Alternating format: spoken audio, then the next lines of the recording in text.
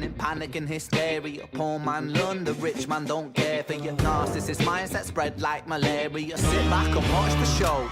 America, Britain split through fickle shit. A government of hypocrites. These counterfeit politicians sit in parliament, not adequate. Come on. Needlessly bleeding resources all dry. Turn a blind eye if it means a pay rise. Oh, what a shame it would be, I would die if number 10 Downing Street burned in a fire. Only joking, only messing, don't be stressing. I'm a peaceful adolescent, there's no need to be unpleasant. Write my thesis in a rhyme scheme to analyze the brain while my fingers on the trigger of a money game. Oh, rain, rain, rain, rain, a storm it comes our way. And no surprise to distorted lies, poison in the veins, but we died upon the blame, blame, blame, blame. It's easier to blame. We point the mirror at ourselves. We're all part of this whole money game.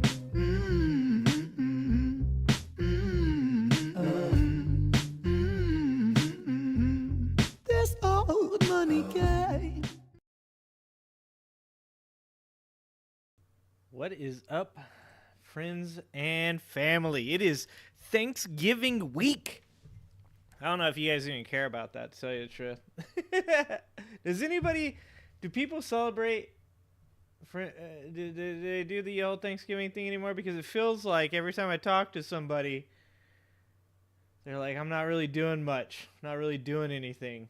So I feel like the Thanksgiving, it's wearing off. I think we need new things to celebrate, guys. I think we need some new traditions, because it just seems like lately that there's not much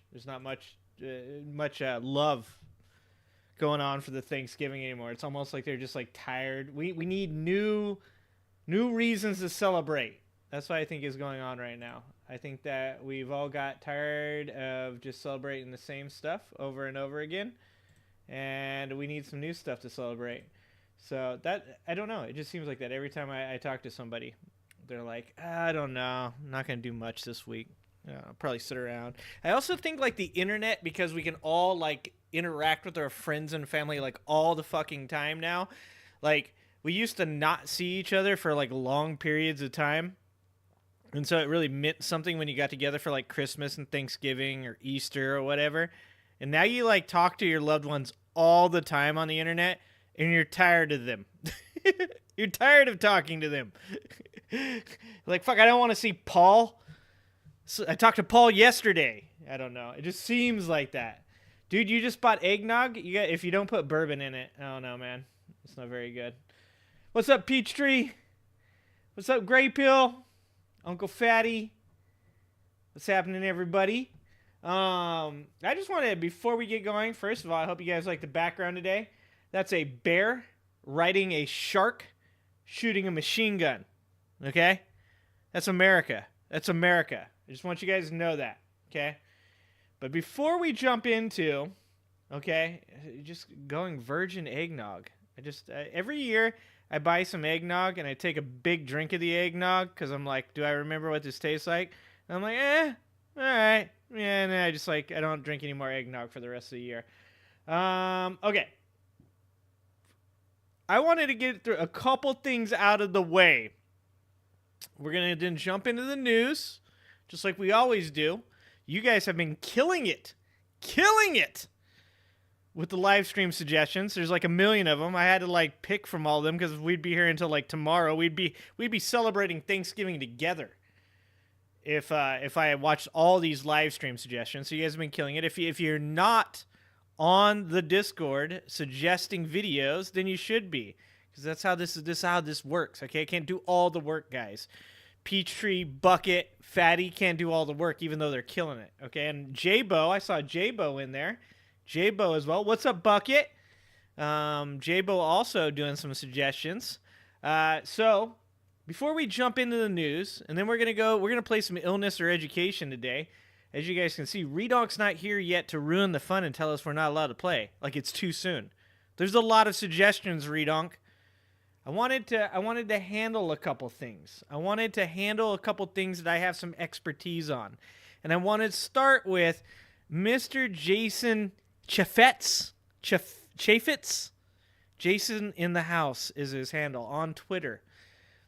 let's talk about Jason and his turkey here. What Jason is trying to do, okay? What Jason is trying to do with this turkey picture is he's trying to farm outrage, okay? Look at how expensive turkeys have gotten under Joe Biden. Let me tell you this. I work in a grocery store. I've worked in grocery for almost 20 years now. In my grocery store, we just happen to sell these turkeys that this man is putting a post up about. What he is doing is he is rage farming. He's hoping that the people that normally buy nothing but butterballs take one look at that turkey and go, Joe Biden has made turkeys $115. How am I supposed to feed my family? But what Jason here isn't telling you is Jason has himself a woke-ass turkey, okay? That turkey had a name. That turkey was gently massaged. It was given the best life it possibly can. Never had any antibiotics. Never participated in the steroids. Never been on a cycle, okay? And I can tell you because I know how much those turkeys cost. I sell those turkeys.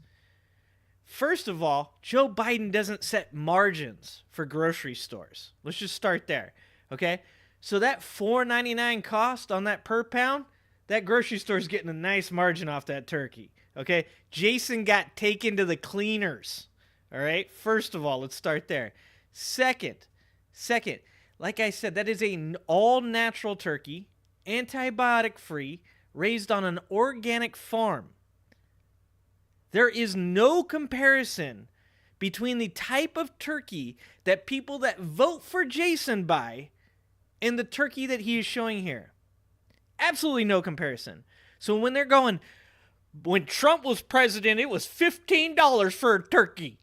Now it's $114. No, it's not. Because these people will never buy that turkey. That turkey right there is a turkey that people that come into my store purchase, okay? And it is an expensive-ass turkey. However, Jason could have came to my store. We would have sold it to him for half the price. He got gouged. That's what happened to Jason there, okay?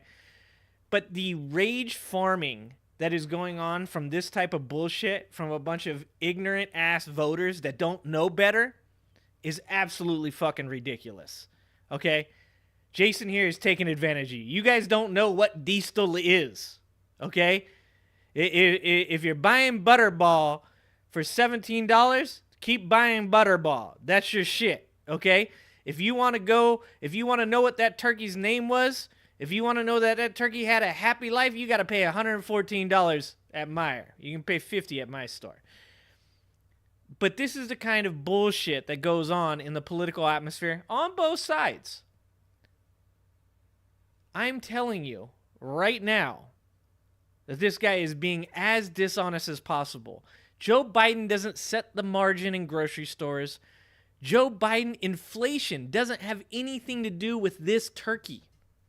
The prices of those turkeys, I can tell you, over the last 6 years have gone up about 60 cents. 60 cents a pound.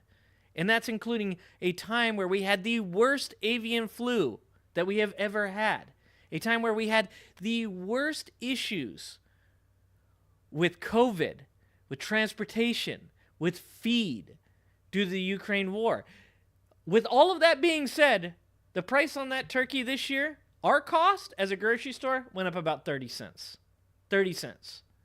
So when these people are out there rage farming you, remember that. They're rage farming you.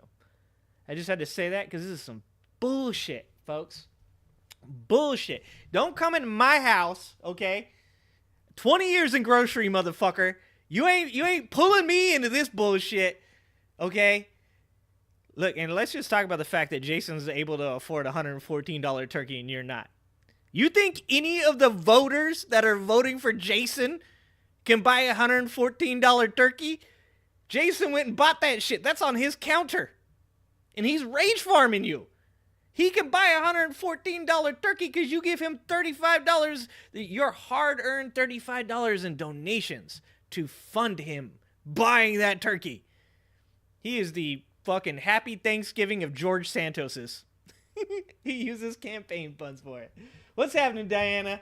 All right, guys. Sorry, I had to rant for a second. I saw that shit and that made me so mad, dude. That shit made me so mad. I'm like, just the fact that people don't understand. Like, I get it. I'm like 100% with that. If you don't want to buy organic, that's on you. Like, you know, like you can't come to my store, but you know, that's on you. But don't go rage farming people because, you know, they've never bought anything other than a butterball. You can still buy a butterball for $18 for a 20-pound turkey. They're 97 cents a pound down the street from my store. That's why I sold probably like 3/4 of my turkeys this year.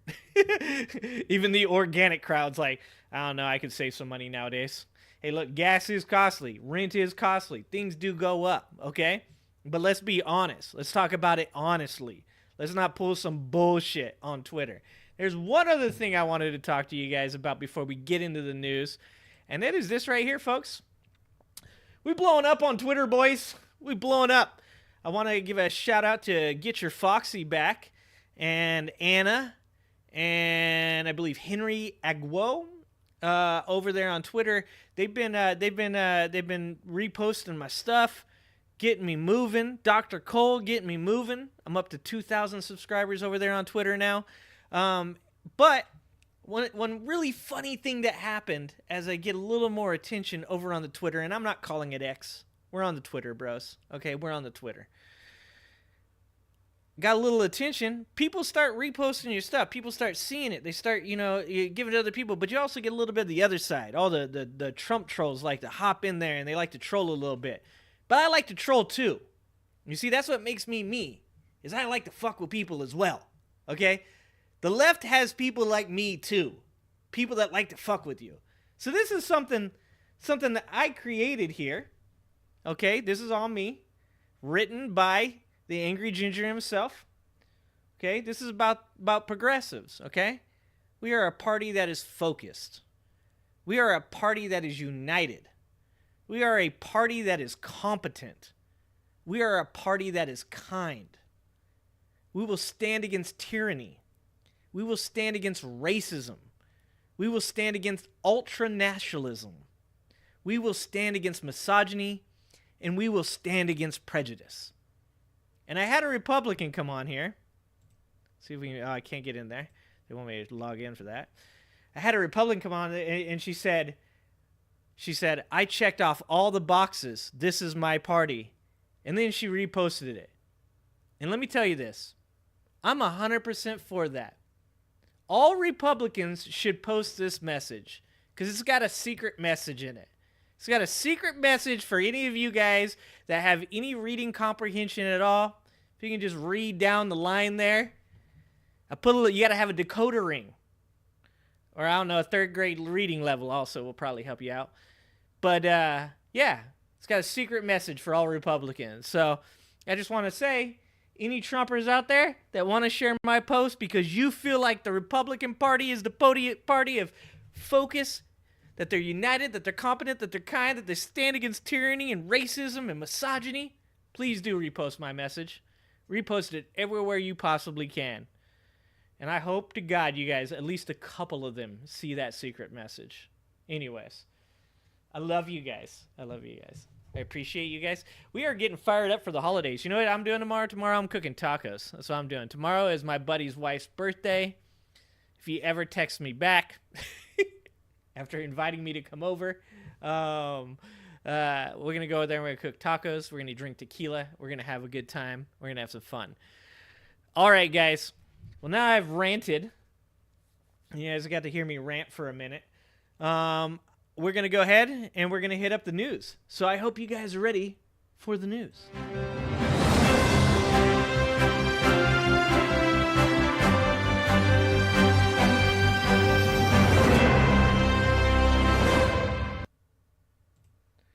All right, and tonight, guys, if you haven't seen the big reveal on the illness or education intro, we've got it. We've got a illness or education intro.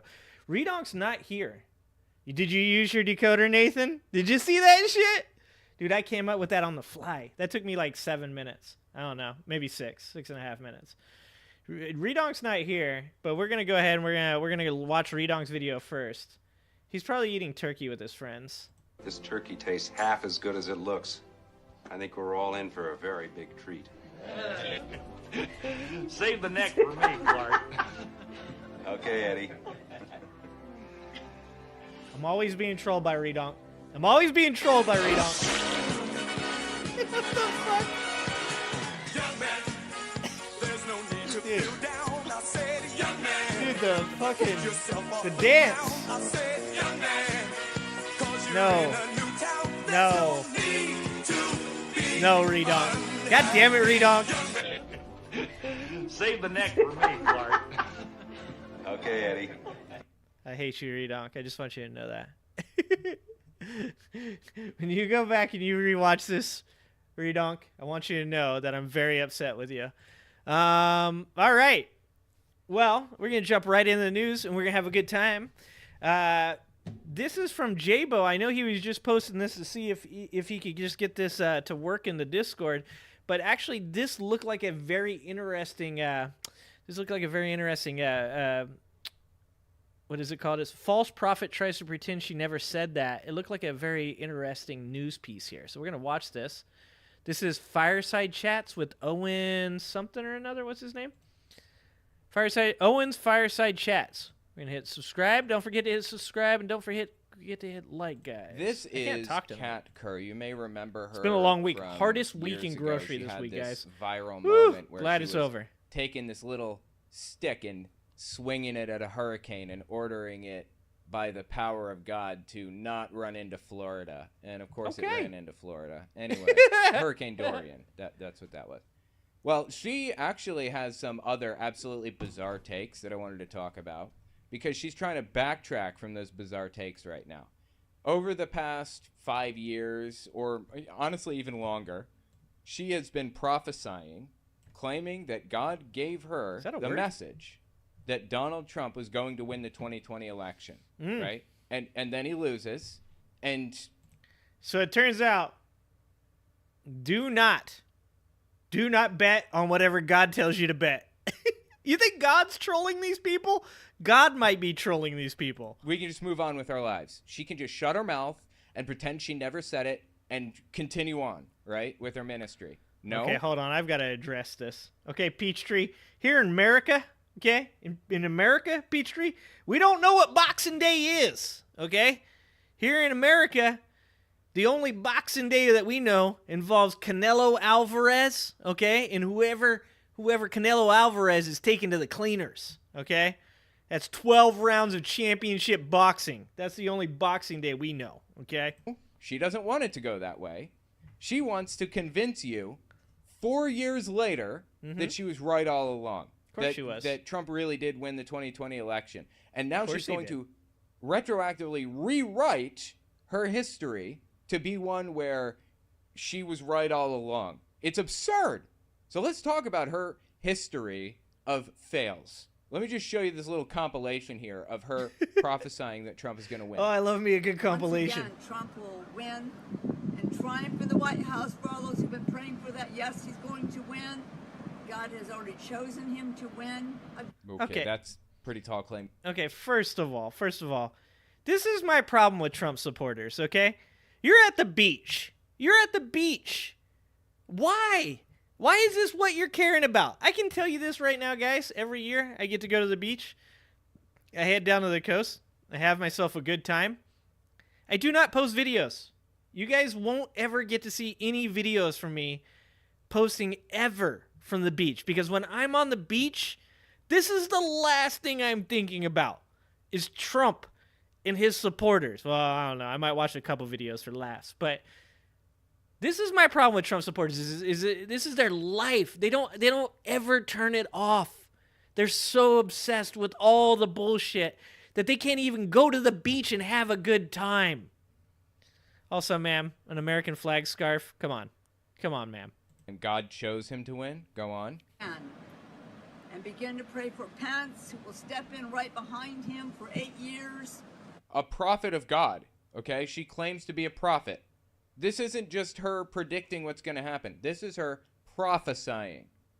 Okay. Because I can tell you that Pelosi and all the others who think they have power, it's about to be stripped away. And they have no... Okay, you take one look at that woman's face. This is... Okay, problem number 2 with Trump supporters. you ever see these people and you're like, ain't no way I'm listening to a goddamn thing this person says. Clean it up a little bit. Wear a suit. Go a little Brian Tyler Cohen. Get yourself a sharp suit, okay? Okay, I thought Republicans were against the pink hair. What happened? I'm not even asking what happened. I know what happened, okay? These people have lost their goddamn mind. Future, because Trump is going to win. God's not even going to wait to the end of this broadcast. Okay, so if you didn't know what was happening at this moment in history, Nancy Pelosi was about to take the Speaker of the House position. Democrats are going to take both the House and the Senate, and Yep. Donald Trump is going to lose the election in 2020. That's what was going to happen. So literally everything that she just said was a lie. She said she heard this from the mouth of God. She lied. I have to talk about this, okay? Because Okay, did she lie or did God lie? Okay, because there's a possibility in this scenario that she's telling the truth, but maybe God lied to her. Okay, it's a possibility. people believe her. She's not a nobody. She is What do by you mean? far more influential than I am. What? She has a massive following. She Holy influences shit. the way that school curriculums DJ! are written and the way that churches teach certain doctrine. You may not have heard of her, but she's behind the scenes working to push things the direction she wants it to go. God's not even going to wait to the end of this broadcast. Trump will.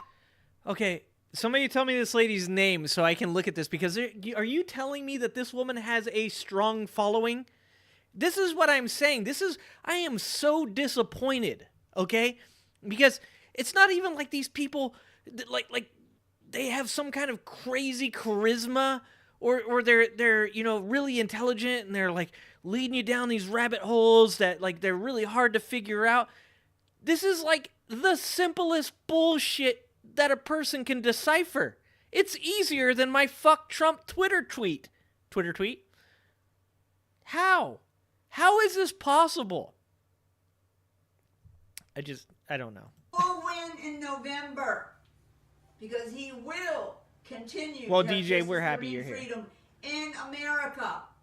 America belongs to Who is God. this lady, DJ? I know the thought and intent of everything. I know every hidden act of wickedness, and it will be exposed. And Trump Kat will sit in Kerr. that White Okay, House Kat for 4 Kerr. more years. I need to write I that think shit that down. this one was her being upset that she found out that Trump lost. I think that's what's happening here. I love it, dude. I eat this up. Quick interjection. Oh. I won't take long. I just wanted to tell you guys, YouTube's algorithm operates off of a few factors. There you hear the Watch man. time, whether or not you subscribe, and whether or not you like something. So Spitting if you really facts. want to help my channel, I would Don't appreciate forget to it like if the you stream, watch guys. The video to the end. If you don't watch it to the end, just watch a little bit longer than you would have otherwise. I would appreciate that very much. I All got right, let's your get back, to the Owen. video. I got your back. God has adamantly told me he will win despite the crimes and the things that they're committing, trying to make it happen for Biden. People want somebody who knows what they're doing and has hope for this country. Trump definitely knows what he's doing. Yeah, that's right? what I was gonna Totally, say. Totally. And Trump will win on November 3rd. Do you really believe President Trump is going to be reelected? Okay. This is after Donald Trump lost, I believe. This is like I think that this is after November when everybody knew that he lost, and Except they were for trying him. to do these court Except for challenges Trump. and stuff, and she's prophesying from God. If you are caught up to the throne of God, and he face to face tells you he is winning, there's no doubt whatsoever. He will win because that's God's plan. Why should Trump keep looking is off here to camera? stay, and there you go. Trump 2020 campaign is on the way. And I want you to know that, yes, God himself did tell me to come and do this broadcast. Laugh at it, jeer at it. Can do, Buckaroo. It's going to happen. Oh Trump no! will win the Oh 2020 no! election. What And is for this? 24 years, God said in 2016. God said. See, this is my thing. Is like all these people that come on and they comment on my videos and they're like, "No, you just don't know, man. Like, you're only watching CNN, bro." Should I be watching this lady? Because I could watch this lady, but I'm going to tell you that I'm going to come to the same conclusion.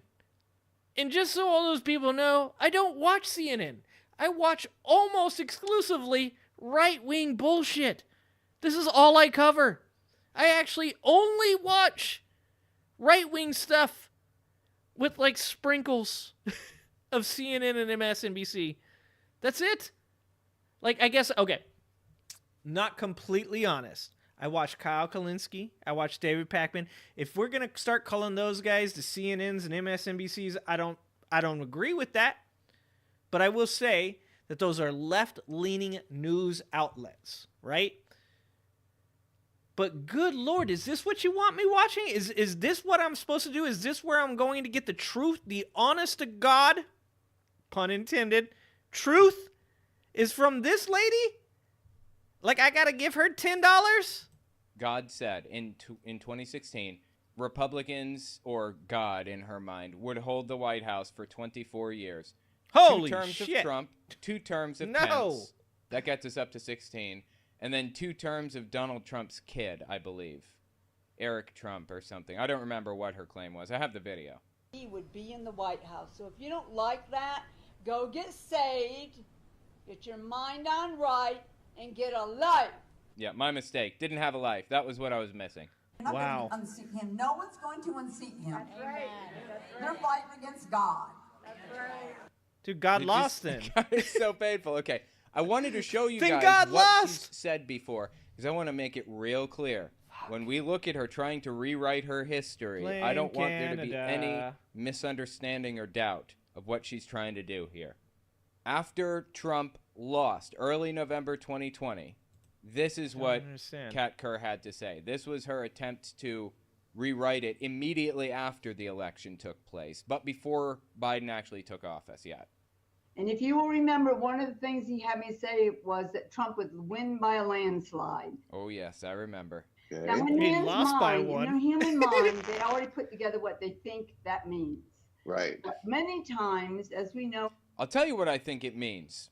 When you say landslide, I take that to mean he's going to win overwhelmingly. Yeah, That didn't happen. seems logical. He was beaten overwhelmingly. Overwhelmingly. And Biden was in office. This is fantastic news, people. I mean, this is something to be happy about. The fact that the prophets of God, quote unquote, were completely wrong and are so deeply wrong and embarrassed by what happened that they have to retroactively go back and rewrite their history. Kashmir is trying to get up on my game system. You see him back there, my little arcade machine? Sniffing at it. He's thinking about it. Right. many times, as we know in the Word, or even just from experience ourselves, especially as a prophet, that doesn't ever mean what man thinks it means. Words don't mean what man thinks they mean. I'm Those confused. who have been perpetrating the lie, have been paid to commit lies or stealing or cheating, will begin to get very nervous. They're actually already nervous. I'm pretty And let me nervous. tell you, conviction's going to come upon some of them. I'm nervous that this woman exists. In the lower levels, that's what he Oh meant my about the God. landslide. The smaller rocks move first, which pulls the bigger ones down. Wild way to rewrite her claims, right? And Oh, what he that's meant the when he said Trump will win landslide. by a landslide. So there you go. That's the difference between revelation and what man in their head thinks that means. Oh my God. Like literally. Oh my God. What the hell are these people on? How is this a thing? I keep saying this. This isn't real life. This can't be real life. These people. How can you exist following this person and believing you're still sane? I guess that's a rhetorical question, right? Like, I guess you just like self-fulfilling. Jesus Christ, this breaks my brain. Well, I think that when you say Trump is going to have 4 more years, that means Trump's going to have Yeah. 4 more years. My mistake. I was taking your words at face value. I thought that what you meant was what you said, when apparently what you meant was the exact opposite of what you said. Apparently, Trump will have 4 more years actually means Biden will have 4 years. My mistake on that one. Okay, so Something this that just entire time, rocks. it's pretty clear, right? She's been claiming. Look at this. There is that many people showed up to watch this woman speak. Like, if there was like just this little area here, I would be concerned. The mental health of the world, not just America, but the world, needs to be addressed. This is a serious problem. To have this many people show up to hear this woman speak as though she is doing anything but either living a psychotic nightmare or just flat out lying and grifting, or both. She could be doing both. If you think she's doing anything other than that, I don't know what to tell you.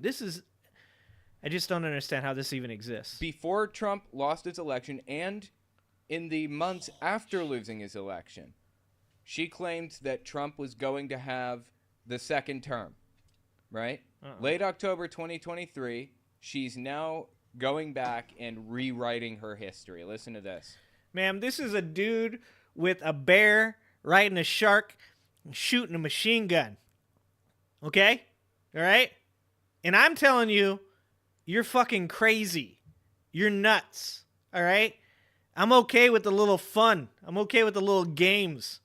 I'm all right with enjoying life. I'm not okay with crazy ass people like this going out and telling other crazy ass people like her to vote. I'm going to say it just like I did before. I think that maybe, if you're this fucking nuts, or you vote for Mitch McConnell, maybe you don't get to vote no more. And whether you like it or not, Shark Trump Bear is still NATO. getting his 4 years that was stolen from him. I bet. Totally.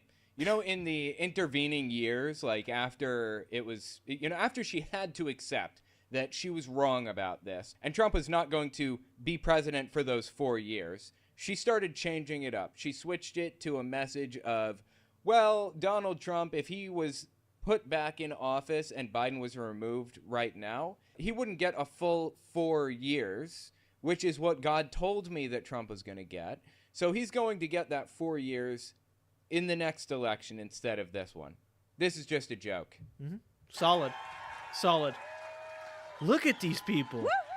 Look at this audience. That's what I'm is the saying. average age of this audience, you think?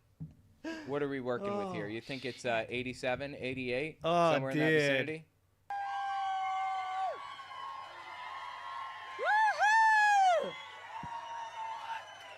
Our president. He actually still is. No, he's not. He's not. So wait, what does she think? Does she think Trump is getting his 4 years right now in the background? Shit. Or Okay, that he's hold going on. to- All right, guys. This is a good video. If you guys want to watch the rest of this video, it is False Prophet Tries to Pretend She Never Said That. It's Owen's Fireside Chat. If you have not liked, if you have not subscribed to Owen's Fireside Chat, I think this one was brought to us by DJ. DJ brought this one in. Thank you, DJ. If you haven't gone over there and watched his videos, please do so. Please hit the like. Please hit the subscribe. Please support Owen's Fireside Chat. This man is funny. He's got a good. He's obviously not giving us any prophecies from God on who's going to win, regardless of who he likes in his political situation. Man. Okay. Now, Bucket actually dropped this one on me, and this one just has a very interesting title to it, Bucket. I don't know what this one's even about, but I saw it, and I was like, syphilis is killing babies, and the problem is getting worse. So I don't know anything about that, and since this is the news portion of our live stream, we're going to watch this one. This one seems pretty crazy. A terrible headline last week should have us thinking a lot about a problem we thought we eradicated. Hey friends, Dr. Abdul, I'll say it here. Before I go on, make sure to like, subscribe, hit the little bell so you never miss Don't our forget. content, and tell your friends. We're trying to have important conversations here, and believe it or not, even in this internet era, word of mouth does go a long way. I want you to take a look at this headline from the New York Times. I can't put it any more plainly. This is a travesty. And to explain exactly why, I want you to think about this insane fact. There are 11 times more cases of congenital syphilis now than there were a decade ago. That should stop us in our tracks. Yeah, and why? my goal here today is to explain to you why and what we've got to do about it. But first, let me step back and explain what congenital syphilis is. Syphilis, as you know, is a sexually transmitted infection, what we call an STI, or used to be called an STD. But the course of syphilis happens in a number of different phases. The first one is you get this characteristic thing called a chancre. I'm going to be honest, I don't know anything about syphilis, guys, so we're going to watch this because this is educational for me. It's a raised pustule, not usually very big, size maybe 1/4 of an inch, and sometimes people will miss it. After that, it can go on to cause a constellation of different symptoms, but it can also just go dormant, which means that a lot of people who are infected with syphilis and could be reinfecting, well, they just don't know that they have it. Now, the most serious version of syphilis is congenital syphilis. That's when a parent carrying a fetus can transfer syphilis to that fetus, and the outcomes are disastrous. It means that babies can die soon after childbirth. They can be born stillborn, or even then they can be born... Damn, Bucket. I wasn't ready for this, Bucket. blind or deaf. It is a terrible, extremely preventable illness, and the way we prevent it is obviously to prevent syphilis from spreading, but also to make sure that we're checking every newly pregnant person for syphilis early on in their pregnancy, because that transmission usually doesn't happen until a bit later. So you can prevent congenital syphilis, entirely preventable, which should force us to ask, why aren't we preventing it? And how do we start doing that? Before I go on, let me take a pause here for a message from our sponsors, the Marguerite Casey Foundation. Marguerite Casey Foundation is dedicated to creating a country where the needs of marginalized and underrepresented communities take center stage. They're thrilled to introduce the 2023 Freedom... Is that next napalm sticks to kids and then maybe chlamydia after that? Dude, Bucket just straight up, I don't know about the Marguerite Casey Foundation, but you guys should probably support that. It's got freedom scholars and stuff. Yeah, Bucket, I think Bucket's trying to say something about me. I don't know what Bucket's trying to say. There were here. 3,700 cases of congenital syphilis last year.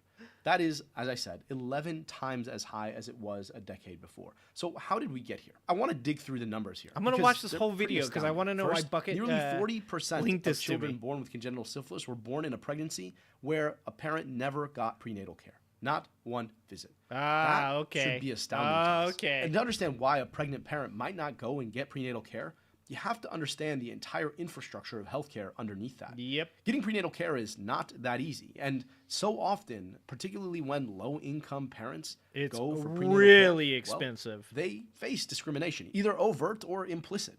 And that comes in the form of questions about how they got pregnant, whether or not they used drugs or alcohol, the circumstances of the father. And just to explain what I mean by that, we recently had an infant child. I've got a 9-month-old baby.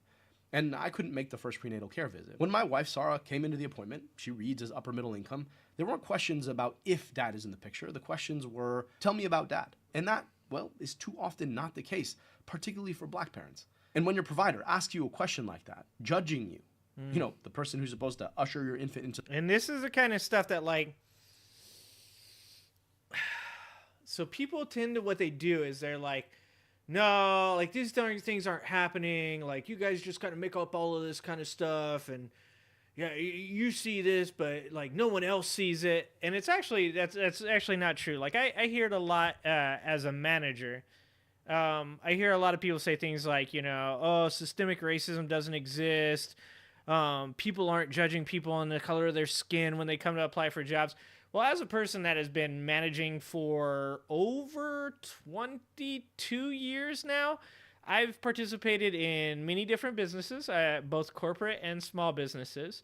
And I have, in my own case, seen people racistly stereotype applicants. It is true. These things do happen, and to act like they don't is kind of ridiculous. And I think what this gentleman's getting to, and what Bucket is linking me this video for, is that when we don't recognize and don't accept that these things are happening, then we never actually attempt to like solve these issues. We never try to like figure out exactly what like the root of these problems. What is the root of a systemic racist system? And I think when we deny it as much as we do deny it, and I've heard it like, I've had the very people that have been racist or racially profiled applicants to me tell me that systemic racism doesn't exist. And that's kind of like the analogy of the fish being in the water. If you're in the water, you don't know the water exists. It's like somebody that stereotypes or is racist against people or classist against people tends to not recognize that these things exist because to them it's normal. So that should make you question when you think that these things don't exist, whether or not you're part of the problem.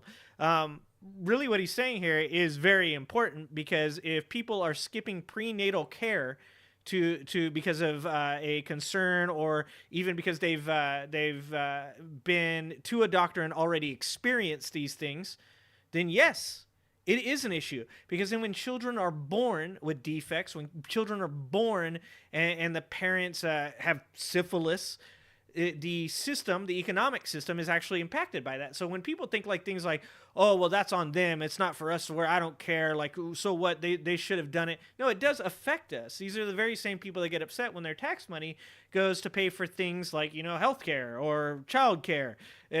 This is where your money goes when you decide to act as though that these problems do not exist. These problems do exist, and if we don't do anything about them, and if we don't acknowledge them, then they will continue to exist, and we will continue to pay for them, and you will continue to pay for them. You can't just ignore things and they go away. I thought we already learned that.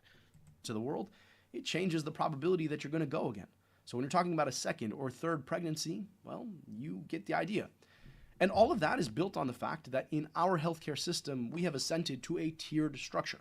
There's healthcare for employed people, and then there's healthcare for unemployed or low-income people. And that comes in the form of Medicaid, which reimburses. And I'd even add one more tier to that, and that is people that are employed but do not get benefits, and people that are employed but do not have the money to get benefits. Because regardless of the system, the Affordable Health Care Act actually helped out with a lot of those problems, but there is a certain portion in the lower middle income where you're not getting the types of subsidies that actually really are helpful to you. In fact, because of the fact that you enter into the middle part of the income, you actually end up paying more money. So I think that there's another tier there that's probably even a forgotten tier, as the middle class often is the forgotten class, the class that literally drags America through all the hard times. And this is not discounting poor people, but when it comes to the Affordable Care Act, the Affordable Care Act was literally created in a way to start providing health care to people that couldn't afford it. I think that the one big misnomer about the Affordable Care Act is that a lot of the onus for making sure that those people have that health care falls on the middle class, because, as usual, the upper class finds ways to not pay for those things. The middle class person oftentimes is stuck being the bearer of the majority of the financial burden. So I think that I would actually add one more tier to that, and that is people that work but don't quite have the extra money to pay for healthcare as well. At substantially lower levels. So that leaves the situation where providers, well, they're getting paid less for the same care, oftentimes in circumstances where the care is actually more challenging because, well, poverty increases the probability of illness. And so you're in a situation where in our healthcare system, we've got it entirely backwards, and that leads to a certain kind of discrimination. Whether it's explicit racism at the point of care on the part of a provider, or it's implicit in what a provider assumes about a patient. But even if you do have insurance, going to prenatal care visits is not always that easy. If you're working 2 jobs and your family relies on that income, and by the way, your schedule isn't set by you, trying to schedule a prenatal care visit around your work schedule becomes nigh on impossible. And then there's the challenge of getting there, whether it's taking public transit in communities where public transit is so limited, or it's trying to afford non-public private transportation in circumstances where, well, public transportation just... And that's another thing that can be talked about as far as the American system goes. I just saw somebody tweet the other day something about, hey, how about, like, I'm all for the next best electric car, but how about we get our, get on the level of the Europeans with our bullet train? Like, this idea that we have for transportation, for public transportation, is really kind of shoddy. Like, we don't actually have a very good public transit system. I mean, I'm glad that we have any at all, but we could open up the ability to work further from home if we were much more inclined to be like the Europeans when it comes to the bullet train. I think the Japanese as well have it. And that is, if you work in San Francisco, but there's a job that's available to you in Los Angeles. A bullet train gets you there in like an hour. Like, it's insane. It opens up so many possibilities for people. That's just on like the level of making money. When we talk about like public transit within the system, within the city, the system itself is also very shoddy. And when you move into places like where I live, a much smaller city, it's almost non-existent. So like where I live, it's almost impossible for people of a certain income to live here because there's not enough job opportunities. There's almost no public transit. There's almost no help. Like, these are things that have to be addressed. And when we don't address them and we ignore them, they continue to exist, and then they continue to compound, and they become worse and worse and worse. And the people that are constantly saying, oh, I don't want to pay taxes, I don't want to do this, they're actually paying more money, because the more that these problems compound, the worse they become, the more we have to pay for them. So these are the types of things that when people say they want to ignore them because those people should pull themselves up by the bootstrapper, well, I guess they should have made better decisions. Or my favorite, she should have kept her legs closed. All of those things compound and actually create a worse and worse problem. So once again, this is like a self-fulfilling like prophecy. Is you're saying, oh, these problems exist, and then you ignore the problems and decide that these people have to fix them themselves, and they just get worse and worse and worse. And you go, of course they're getting worse and worse and worse because these people won't do anything about it. No, you won't do anything about it. It just doesn't work. So you have to know that your provider respects you. You have to have the insurance to get in the door, and then you have to be able to get there. That, well, in our country, in these United States of America, by the way, the richest, most powerful country in the world, we have said that we're just fine with the tiered approach here, where too often the people who need care most don't get it. And then there's the folks who got prenatal care but never got tested. And that's another 20% of the 60% of people who got prenatal care whose infants went on to get congenital syphilis. That's crazy. Can you imagine getting prenatal care and not having a simple screen for a disease that we know can be deadly? And unfortunately... And that's the pro-life bullshit right there. Holy shit. Okay. God damn it, that's so bad. When you have these people that are like, women can't have abortions because that's killing babies, and if you do that, then oh my God, like these women are terrible people and they shouldn't be, like, do you understand that you're also part of the problem? I mean, Chris Christie got me. He got me on that primary where he was like, women shouldn't be allowed to have abortions. And I was like, hey, hold on. And he's like, but as Republicans, we need to start caring more about the child once it's out of the womb. And I was like, oh shit. Okay. Keep talking. People just don't really recognize exactly what this guy is saying. It's extremely simple. The test that is given to find out whether or not this child could have this mortal disease, this thing that could literally do the very thing that these people are constantly concerned about, this simple test that could be paid for with a minute amount of tax dollars, is not going to happen because these people don't have the proper transportation, because they don't have the proper assistance, because they don't have the proper education. And these people don't want to help provide it because they're afraid that they might have to pay another $37 in taxes this year. Why should I have to pay for that? Why? Why? Because you're pro-life. Because you want these women to have children. So how about you take care of them? You make it worth their while. How about that? And then maybe you guys could stop losing elections because women are tired of your shit. Yeah, that was missed. But ask yourself why that was the case. Go back to the structure of our healthcare system. Too often, providers are rushed. They're cutting corners and skipping steps, particularly for low-income patients. And that leads, well, to missed opportunities to be screening for a deadly disease. But the third problem here should be obvious. There's also one more thing there. I'm going to add one more thing to what he's saying again, and that is that practice is not a high profit practice either.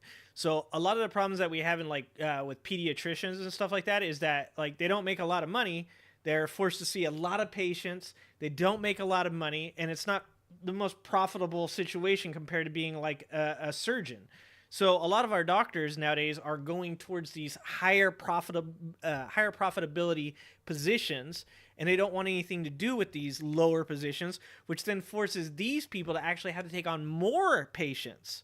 And that means that they spend less time with these people, which means they're less thorough.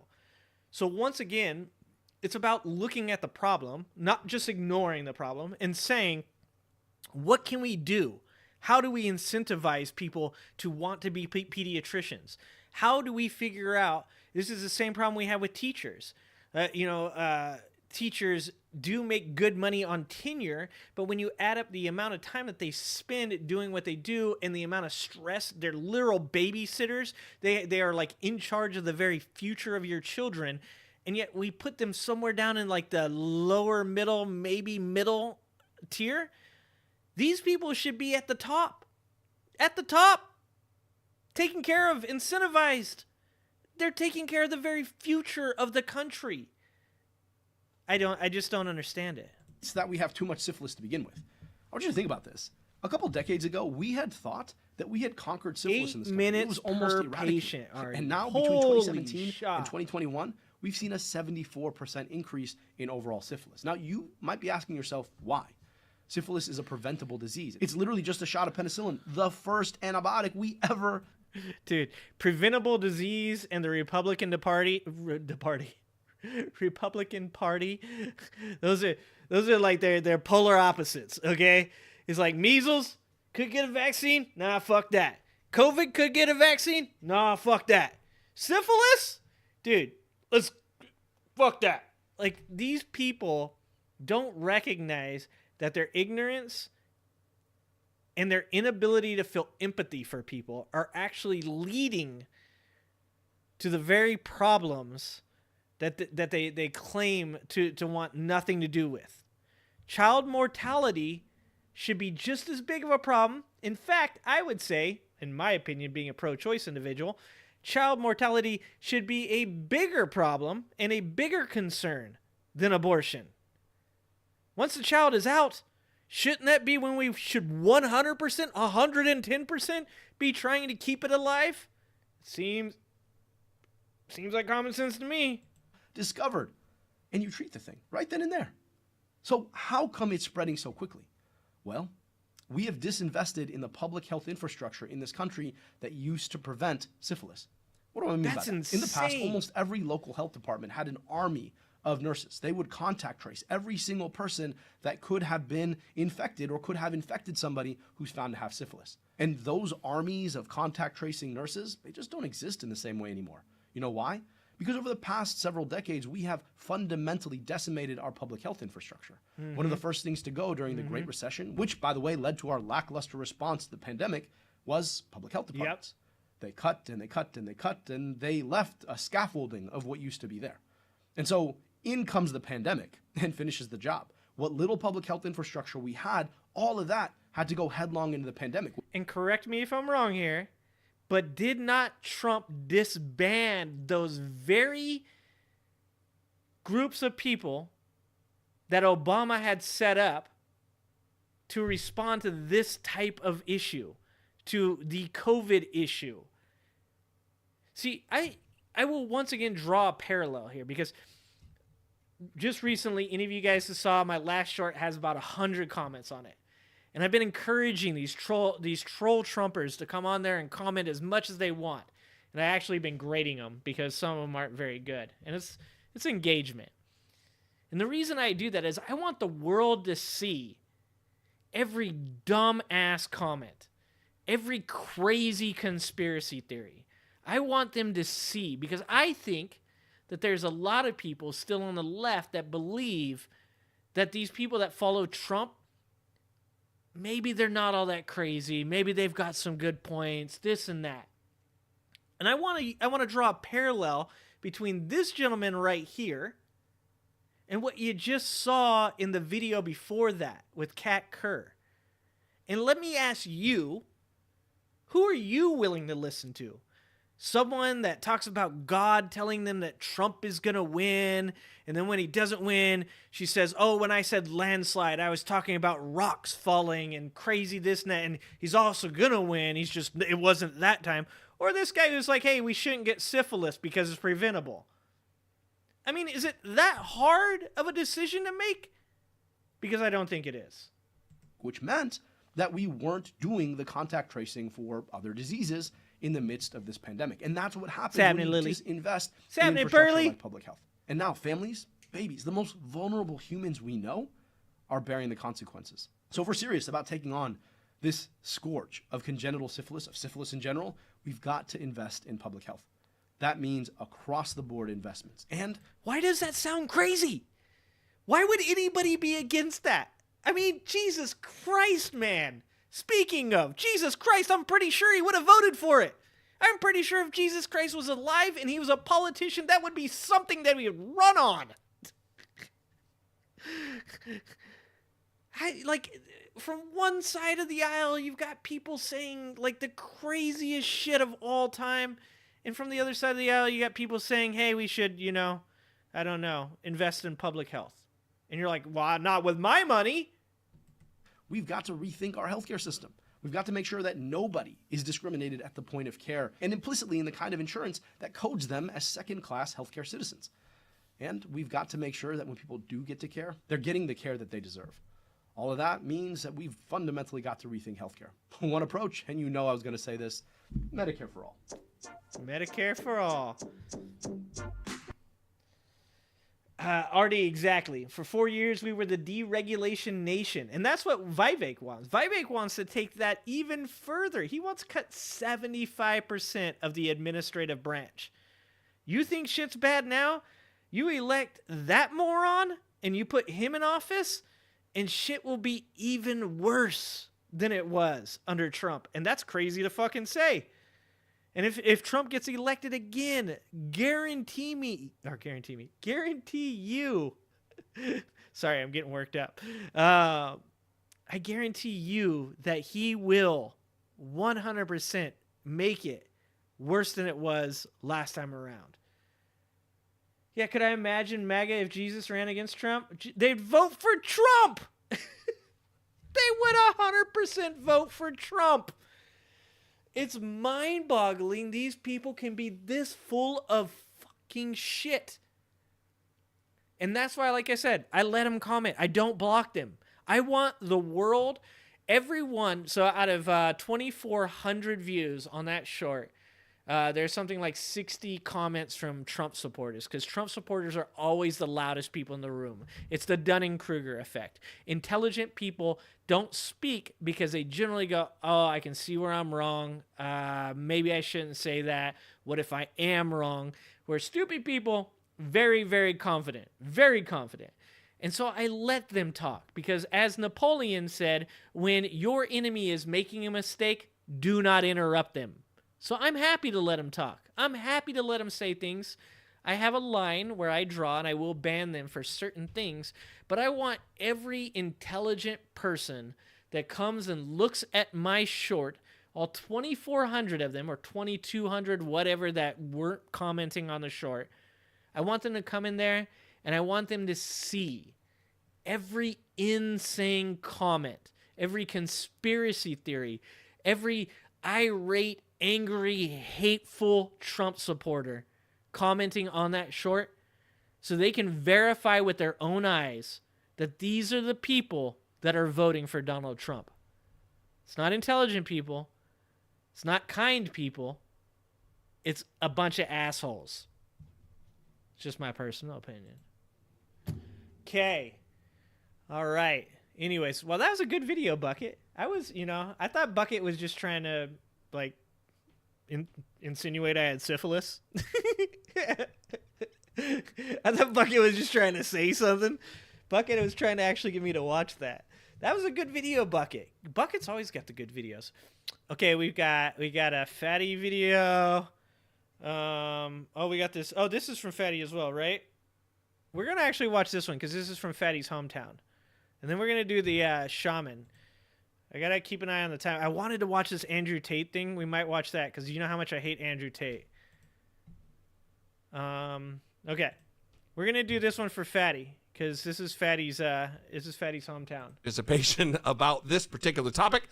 657-464-7609. Of course, you can absolutely email us. Jesse's got he's got such good hair game. If I had hair still, I don't want a hair game like Jesse's got there. He's like the exact opposite of Trump. I doubt it at dollamore.com. So we are going to end the show by having a lot of fun because I love fun. I came across this ad from, and you may have to help me with the pronunciation here, Kootenai County? Kootenai. It's Kootenai County, Idaho, which Yes. is where Coeur d'Alene. Fatty, they can't pronounce your hometown either, buddy. It's up north. It's adjacent to the border where like Spokane. Artie, I don't have to worry about the syphilis. I've been happily married and with my wife for 20 plus years, so no syphilis in this house. And Washington is Kootenai. Yes, and so North Idaho, where there is a lot of white supremacist, white power activity, and it's where Aryan Nation, used to be. Yeah. In Idaho. Hayden Lake is where still, it used to be. still steeped in radicalism. It's where a lot of people who are separatists and militia type. And this is the thing that I love, okay? This is what I love. See, me and Fatty know this for a fact because we both grew up in places where this shit exists. I grew up with skinheads. I played football with a guy who had a swastika from his nipples to his belly button. I grew up with dudes that were the gnarliest, craziest, racist you will ever see in your life. And then I sit down with people, my own relatives, in fact, that go, racism doesn't exist. It's crazy how the left thinks that everybody's racist. No, not everybody's racist, and the left doesn't believe that everybody's racist. But if you're going to tell me right now that racism doesn't exist, you're going to have to Men in Black me. You're going to have to hit me with one of those little flashlights because I have an easy 15 years of experience dealing with skinheads, white power, Nazi lowriders, Peckerwoods, Featherwoods, all of them. All of them. So you can't tell me racism doesn't exist because I've literally lived in it. Fatty lives in Norida, okay? He lived where the Aryan Nation was headquartered. You can't tell people like me and him, don't worry, racism doesn't exist anymore. We know it does. It's insane to say that it doesn't. Are moving in droves right now to Kootenai County in northern Idaho to what's called the Redoubt. Oh, no shit. It's a bizarre Ruby thing Ridge, that's happening there. Yeah, so the Kootenai County Republican organization decided to create this ad because there's been an ongoing attack on libraries, community library board elections. Yeah. And so they created this ad. A certain sheriff that stole a book and did not return it, his ass needs to go to jail. This is from May. But I was watching a news package, I think from MSNBC, and they played part of this ad, and I swear, I almost did a spit take. Like, I was drinking my coffee. I think the audience will, too. I almost did a spit take because Mark it was Furman so was absurd. his neighbor? So this is No an shot. ad that they put out to basically show people that their young children are at risk of being exposed to sexually explicit material in libraries. Oh, is this the one? I'm home. Hi, honey. I'm in the kitchen. How are you today? How was school? We went to the library today, and there's a special room for kids, and there's funny. Okay, hold on. movies. Hold on. That's not even a child, is it? That's not a child, dude. Oh my god. That's an adult doing a child's voice. Tell me that's not an adult doing a child's voice. This is like when you watch those videos, the unboxing videos. Oh god, I have a story to tell you guys, but I can't right now because it's a long story. I once made fun of somebody and didn't know that they were one of these people, but I made fun of them in front of them without knowing. And it's the people that go, now we're gonna open the box. Okay, it's Pinkie Pie. That shit is creepy. It's creepy. Okay, unboxing videos. where you're talking to a 5-year-old, this shit's creepy. I'm just going to go out there and say that. And this shit reminds me of it already. Read us a book, and she showed us all the pictures in the book. The lady gave me a hug, but I could feel her face was really... And the reason that's an adult doing a child's voice is because a child wouldn't talk like this. Scratchy, like Dad's face. Oh, what was the book about? Oh, it was about moms and dad. This is psychotic. They said it was funny. I don't know about funny. This is scary. This is the kind of shit that people, they're like, so they don't want you to believe that these skinheads, literally scary dudes, exist. They don't want you to believe that the real people that you should actually be scared of exist. Instead, they want you to believe this like made up weird shit where it's an adult talking like a child about getting groomed. These people are out of their mind. And there were kids and stuff doing things like kissing each other, and some of them didn't have any clothes on. Oh my. Mommy, Yes, honey. what's anal Oh no, not the sex? music. Oh no! I'm sorry. I'm sorry for yelling in the mic. No, they didn't. Oh my god.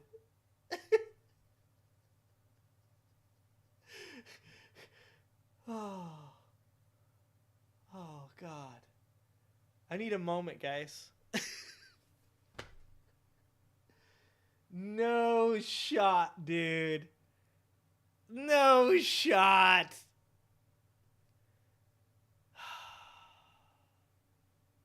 I'm gonna just keep saying it. This isn't real life. Maybe we do live in the Matrix. Maybe Andrew Tate's right. What is going on? I'm moving out of this country. What's a safe country, guys? How's Canada right now? How's Canada doing right now, Peachtree? I need to know. Does anybody live in New Zealand? Somebody let me know how New Zealand is. I need to go. I can't do this. This is insane. You can't be... You can't be real. This can't be real, man. She dropped the dish. The plate breaks. Our library boards have allowed for adult materials to be displayed in the children's sections. Visit cleanbooksforkids.com to see. Pearly, how's Scotland? Scotland good? I can move to Scotland. Y'all speak English. It's a little hard to understand, but I could live there. Dude. Yeah, exactly, Artie. Yeah, my kid, it's like pulling teeth to find out what happened at school. Like, you kidding me, man? Dude. Yeah, exactly. DJ! Oh my god. All right, that's... Okay. Is there more to that commercial? Cleanbooksforkids.com. We're going to have to go look at that at one point. We're not going to do that right now. But at one point, we're going to go look at the cleanbooksforkids.com. Okay, what is this? So they're looking at a Saturday Night Live skit? I want to see this. We're going to watch a little bit more. We'll watch a little bit more. I don't know who did that voice, but this reminded me of one of our favorite bits on Saturday Night Live.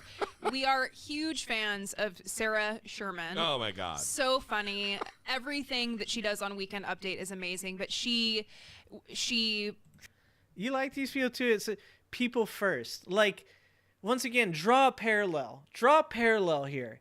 You've got the side of be scared. They're trying to make your kids read books. These books have things in them, like anal sex. And then you have people first. You have people that are like, yo, we should like take care of each other and give each other health care. How is this a question? How is this even a question as to who you should vote for? I don't understand. I feel like I'm taking crazy pills.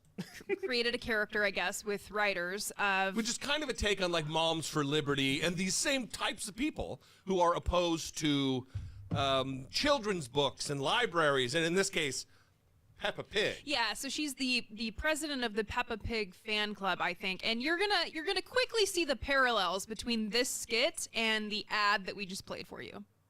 It was announced that kids' cartoon Peppa Pig will introduce a same-sex polar bear couple to its cast of characters. Here to talk about it is a very upset president of the Peppa Pig fan club, Trish Dale. Wait, do they freeze the? Just completely off topic. Do they freeze the video so that way they don't get copyright? Does that work? Can I stop fighting all these disputes? Thanks for having me. Yeah, so I understand you're pretty upset about this new addition to the show. Michael, I'm more than upset. I'm mad as H-E single C single K. Wow, you spell it out, huh? You spell it out. Okay, that's Michael, you may think I'm overreacting, but parents who love Peppa Pig should get to choose what kind of thing their kids see. Well, what are the characters like? Well, it's a polar bear girl with 2 daddies, and one's a doctor and one stays home and makes spaghetti. Well, I think that actually sounds kind of cute. Yeah, it is. It is cute. Until they anally enter each other. Oh, shit. No doubt. You think these people saw this skit and then they made the ad off of that? Because that's pretty goddamn close, guys. What the? Oh my god. I said this in my last, or not my last video, my video before the Nia video. If you guys haven't watched the Nia Hill video, please go watch that. It's a great video. Nia Hill is a superhero, and it was amazing that she flipped off Donald Trump twice. Good God, man. Yeah, I said this in my last video. The line between reality and all the hyperbolic bullshit that Trump and his followers, his cronies, and his lapdogs have created, the line is blurred.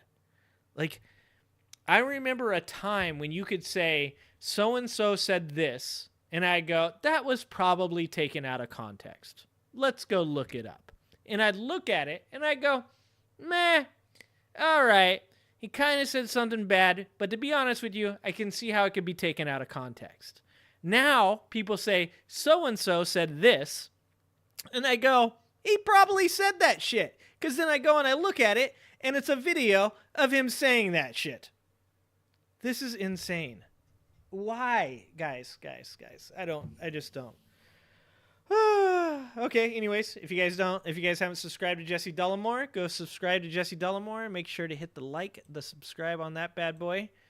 Okay, we're going to watch a little bit of this Andrew Tate because I know that this just happened, and I'm ready to like, I am 100% sure either Andrew Tate and Donald Trump are the same person, or maybe Andrew Tate is like an illegitimate Donald Trump child. I'm pretty sure they're the same person because they have the same playbook. They both say the same dumb shit. They have the same dumbass ideas, and they're both criminals. I'm pretty sure they're the same people. Let's check it out. I am accused of helping my friends get big on TikTok. That is what I'm accused of. I told some girls I know how to post on TikTok to become viral, and they are saying... That's spoiler alert. That is not what he's accused of. saying I'm a human trafficker for that reason. It is insane. So I'm accused of making money from TikTok. Webcam stuff, right? TikTok. Okay, but wait, let's call it webcam stuff, right? No, let's not call it that. The indictment is about TikTok. Okay, that is absolutely not true. The indictment specifically mentions that he recruited girls. And sorry, this is this guy's channel is Milk Bar TV. I'm gonna put Milk Bar TV in the small streamer spotlight in the Discord. Once again, guys, if you haven't joined the Discord, please join the Discord. That's where I get all these videos from my awesome, amazing subscribers. I love you guys to death. I appreciate you guys for all your hard work And that's where I get these videos from.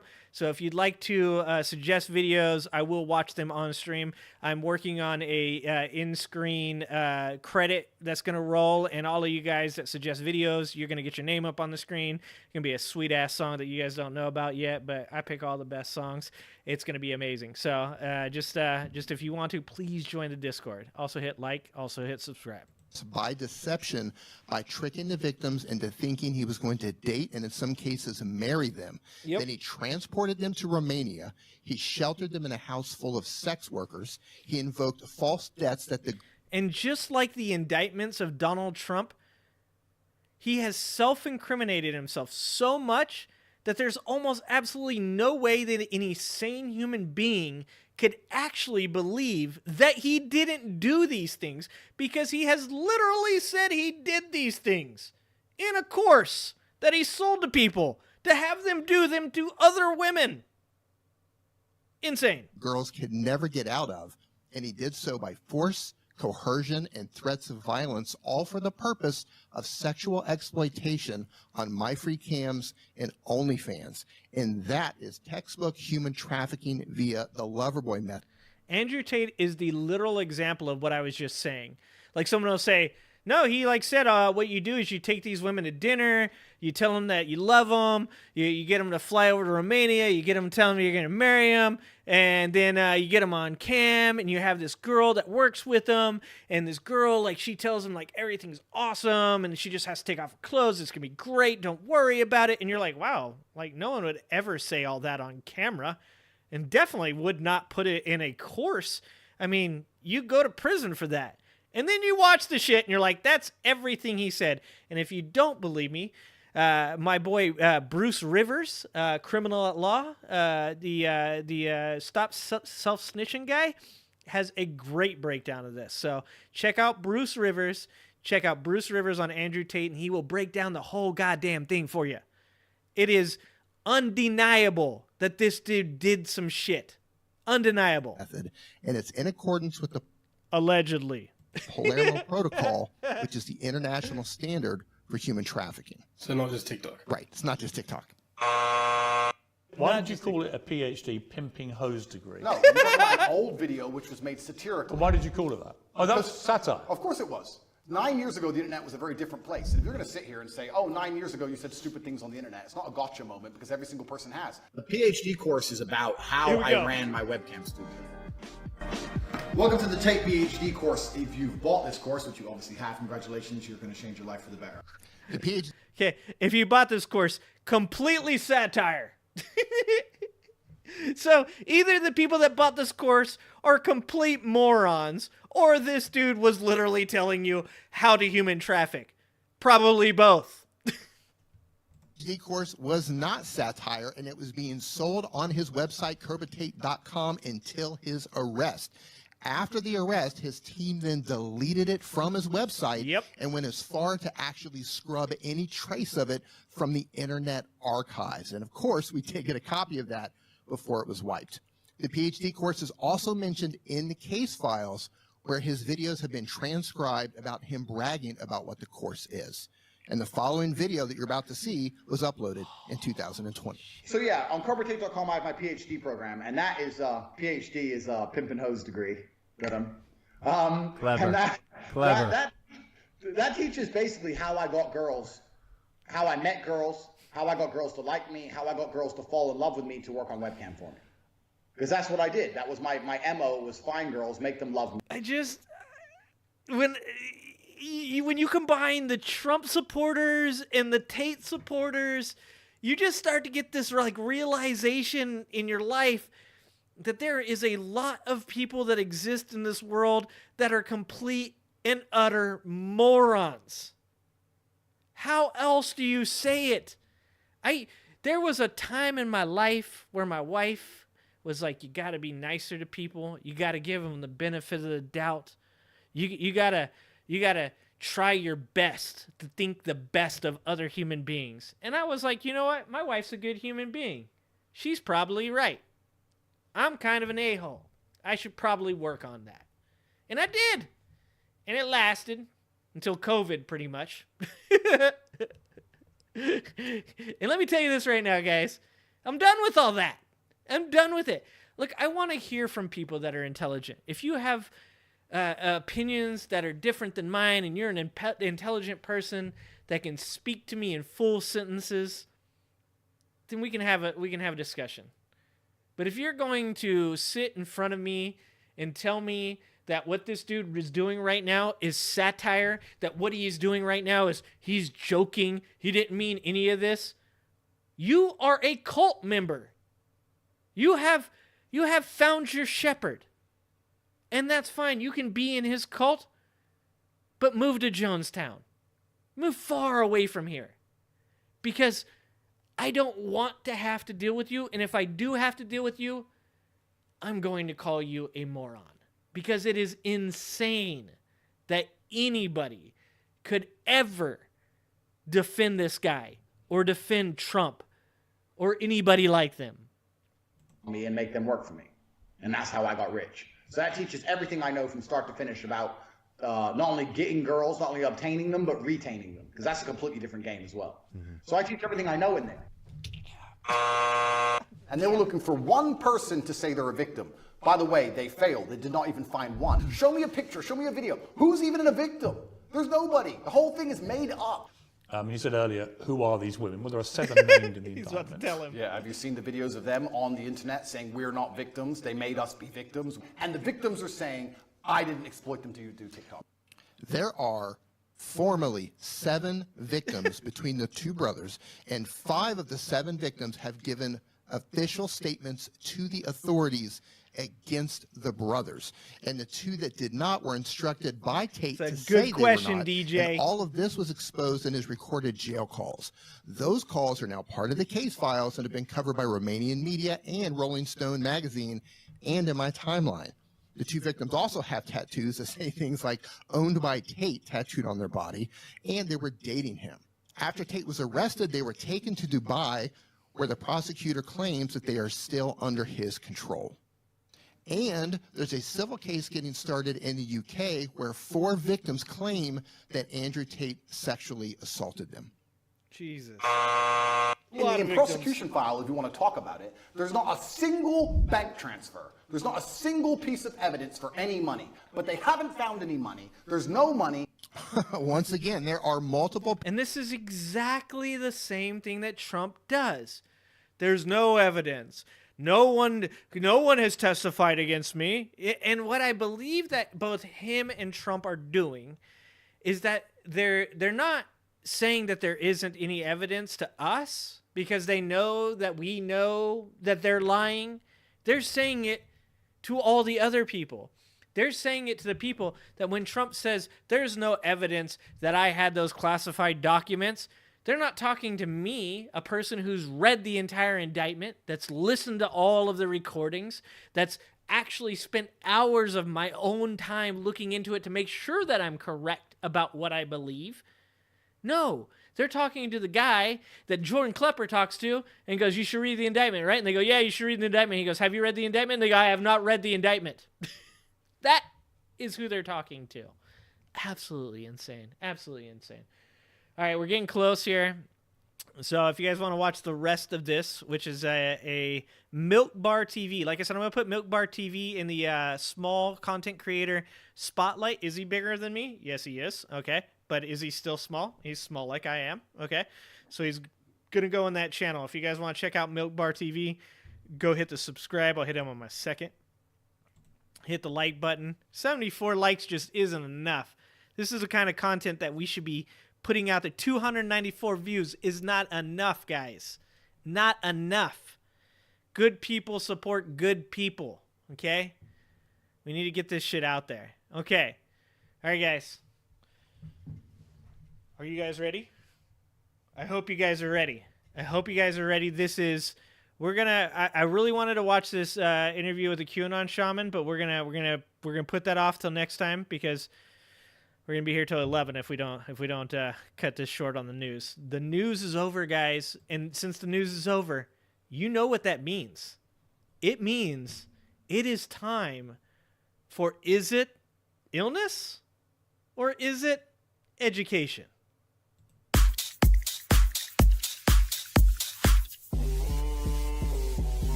back in town. We're the boys from the bush and we're back in town. We're the boys from the bush and we're back in town.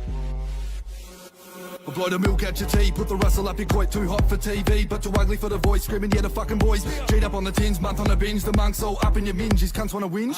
Shit in your hands and clap, give me your mixtape, man, I don't even listen to rap, but I do tracks, get you bouncing lad and hit the town, get down with an ounce of rackets like that, swinging like I don't know what, my jaw sticking out like it's been photoshopped, with the flow so hot, it's hard to keep chill, but it ain't that hard to be real, I just say what I feel when I do this, cause I wanna never do it for the deal, nah, I do it for the come up, mud running with my brothers, run amok until the sun up, some crazy motherfuckers meet the devil, I'm his cousin. We're the boys from the bush and we're back in town. The front wheels go up and the panties drop down. Sounds underground, so we're ripping it up. You're in lockdown, we out here living it up.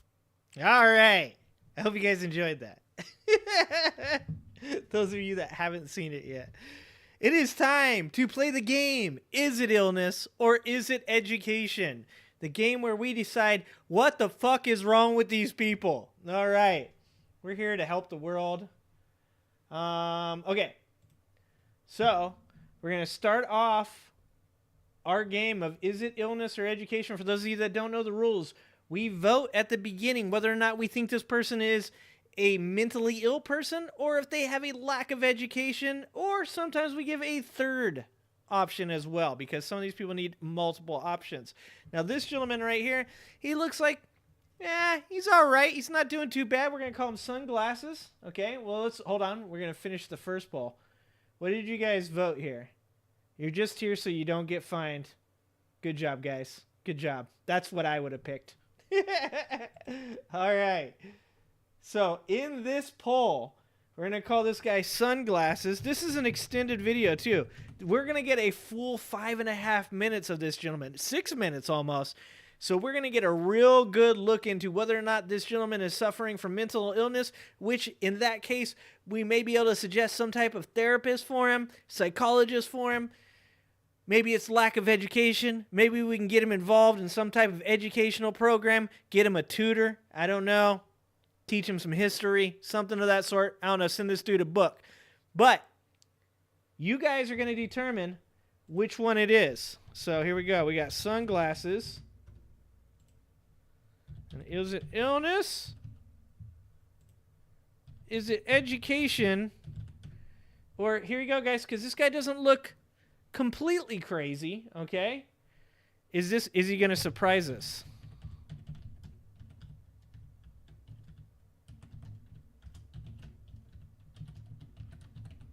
Okay, that fit in there. Here we go. We're starting the poll.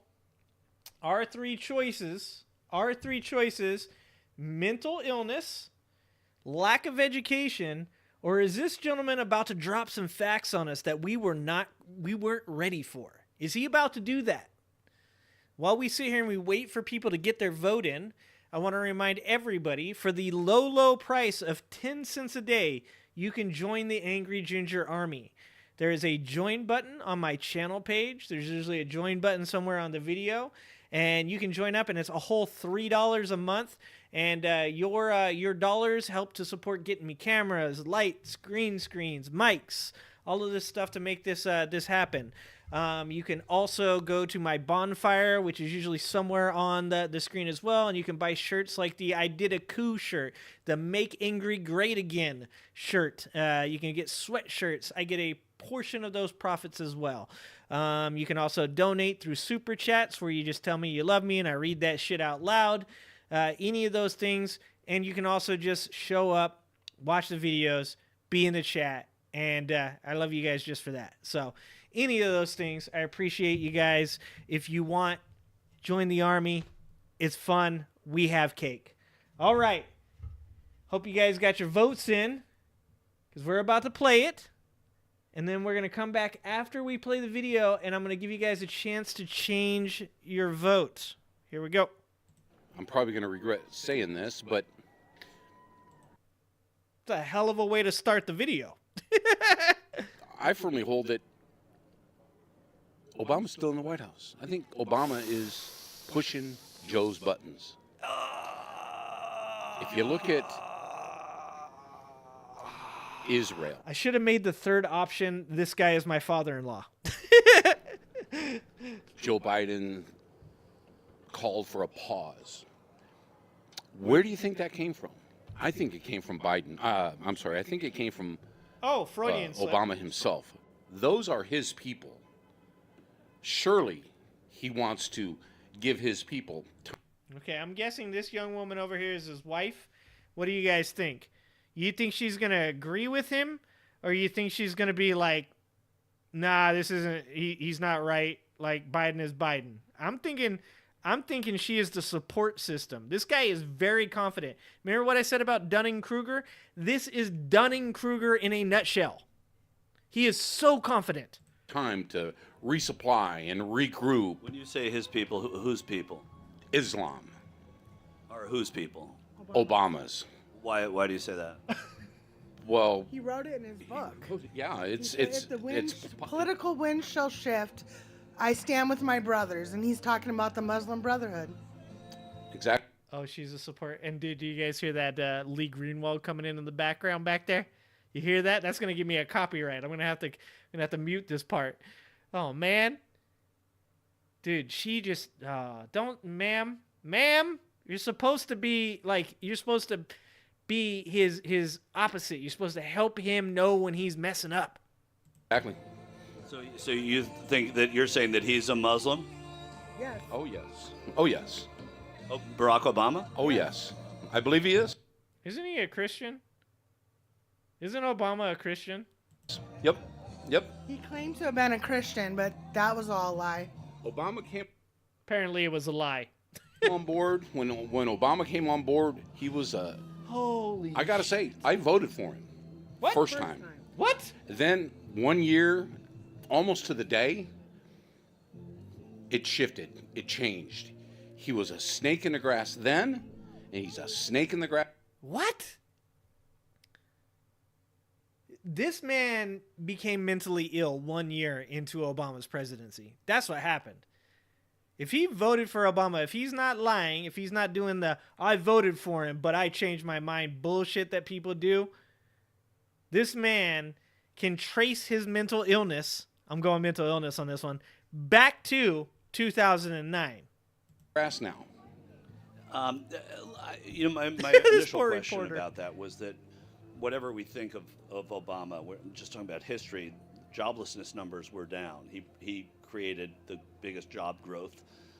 Then, of course, we had the pandemic, which is not Donald Trump's fault. Jobs then began to come back up, and Biden has continued that job growth. Where, when we talk about jobs... You say Biden continued job growth? Yeah, we have... Biden has not given... 14 million jobs. 14 million jobs. Now, I'm a lefty that's willing to say that a large portion of the job growth are jobs that were lost during COVID. But there is one thing that people on the right continue to forget about that statistic, and that is there is always the potential that those jobs don't come back. But not only did those jobs come back, but he gained more. And a big part of that, and I'm going to do a video on this, guys, is because of the CHIPS Act. Because Biden strengthened the economy, because Biden brought people back into the workforce, and because Biden is bringing back semiconductor manufacturing to America. Biden is literally doing the things that these people think Trump would do. Except for he's not full of shit and doesn't stand out there and give dumbass rambling speeches where he calls people nicknames and spits out a bunch of hyperbolic bullshit that doesn't mean anything because it's all word salad. No, he actually does things. He actually shows up to work and creates things like the CHIPS Act. That is quite possibly the biggest piece of legislation that will happen in my entire life. Quote me on that. And job growth at all. When she lost her job because of the pandemic, and I lost my job because of the pandemic. Pearly. Those are two jobs now available, right? since the pandemic, he's going to use that. Pandemic has ended, we've all been able to go back to work. Biden is taking that as a win for him. He didn't create those jobs. No, I already went over this. I'm not going to go over it again.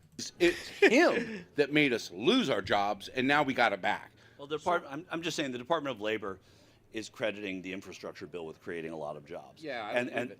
And you don't believe it? Nope. Is not there at all. anything good about President Biden that you do believe? Nothing. Not a thing. Zero. Nope. Not one thing. So, And once again, this is where this is ridiculous, and this is why they're in a cult.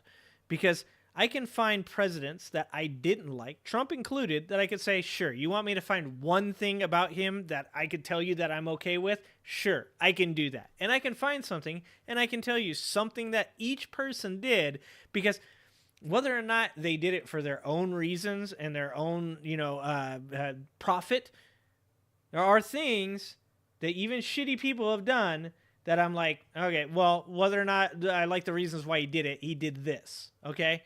That's why I know these people are so full of shit. even if they say joblessness is down, even if they say the economy is coming back, you don't believe that? Nope, he's weak.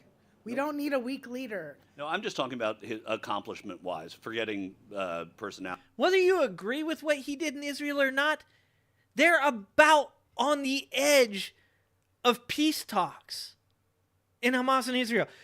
Are you telling me that without the intercession of Joe Biden going over there, there were times, look, there's a lot about Joe Biden that I wish we could change, because he's, in my opinion, a very good president. But I want somebody else right now. Not right now, but in the next election.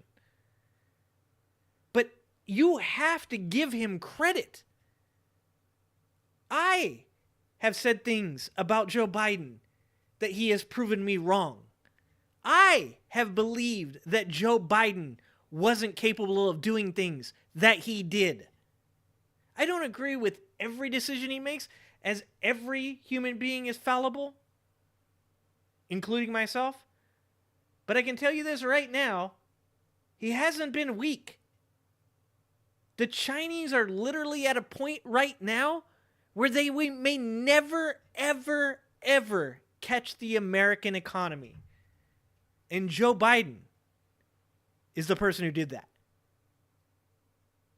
And what you think of him. Yeah, I don't think Joe's accomplished any good for this country. Not a bit.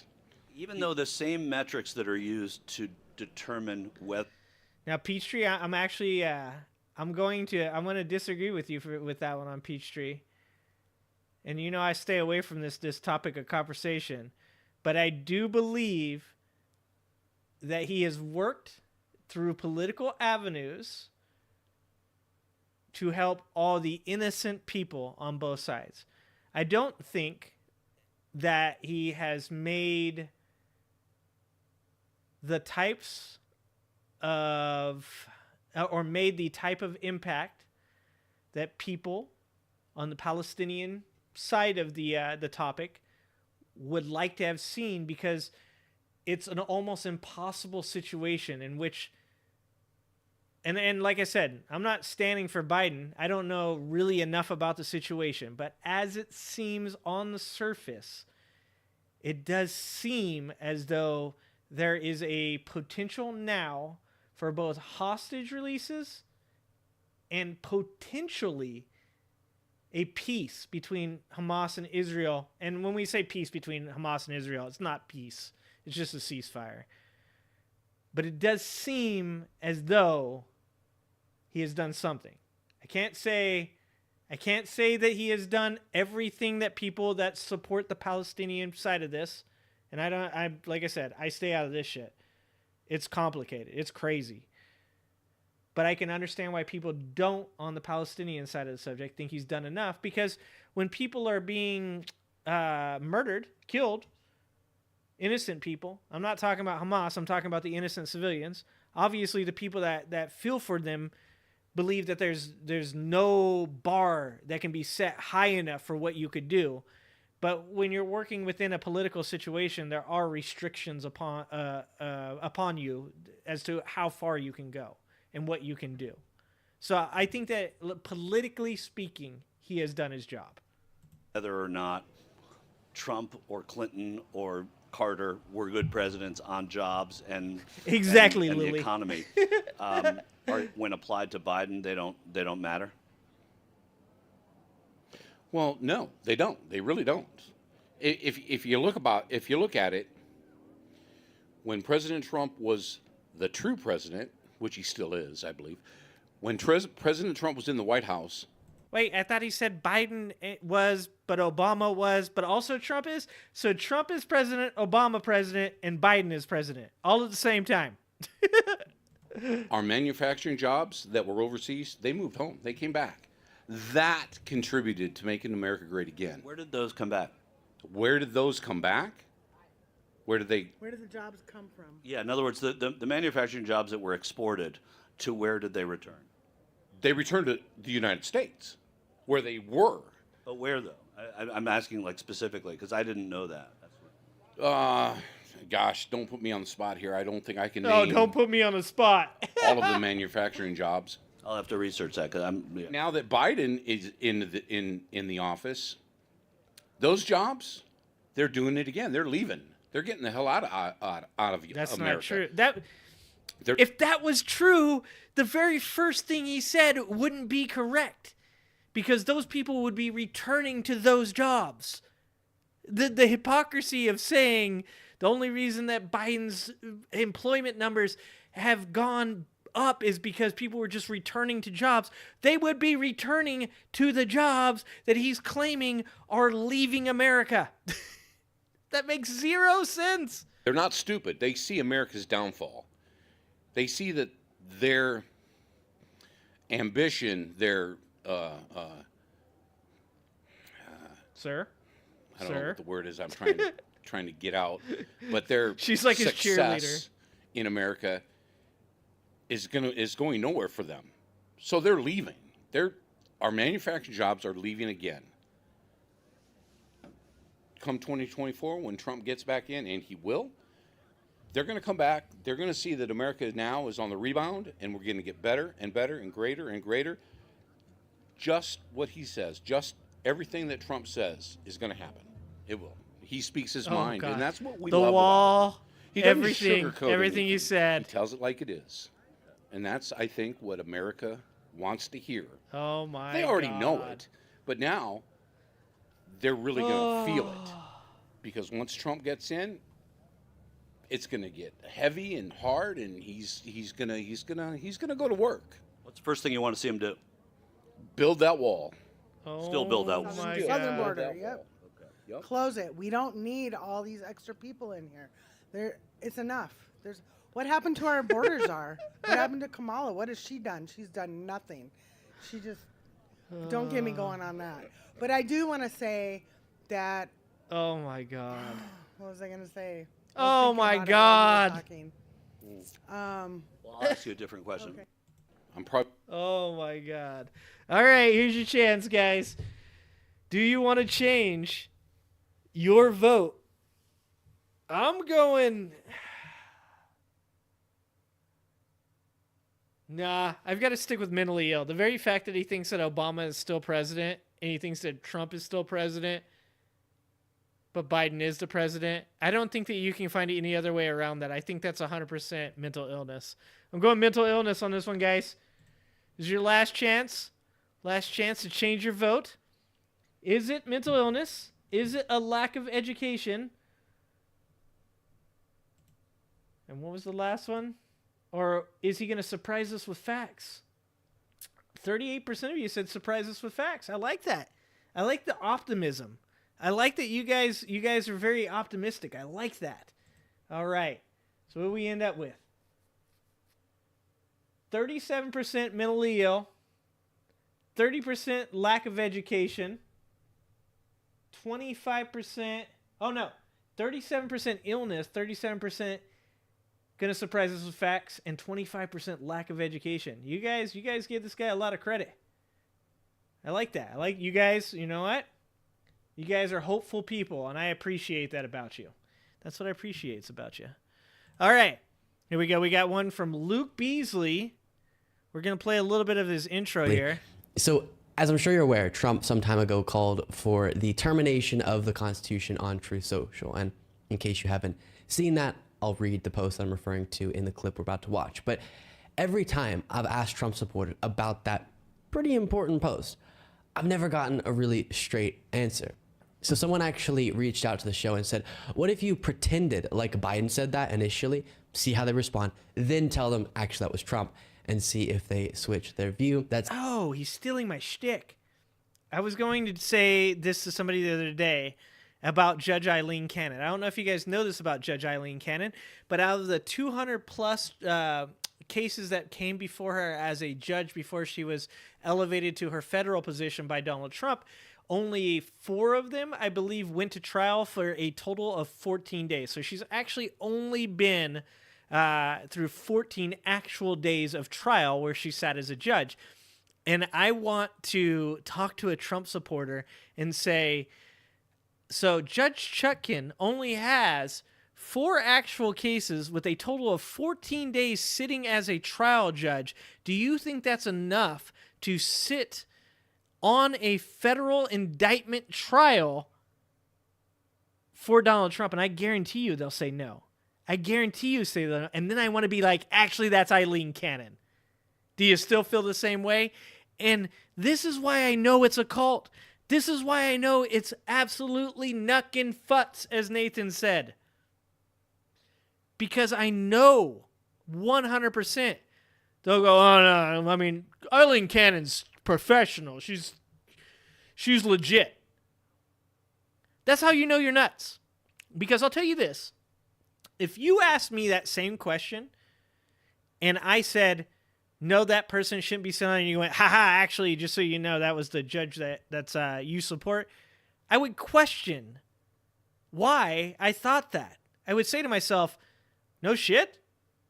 Uh-oh. I might be wrong.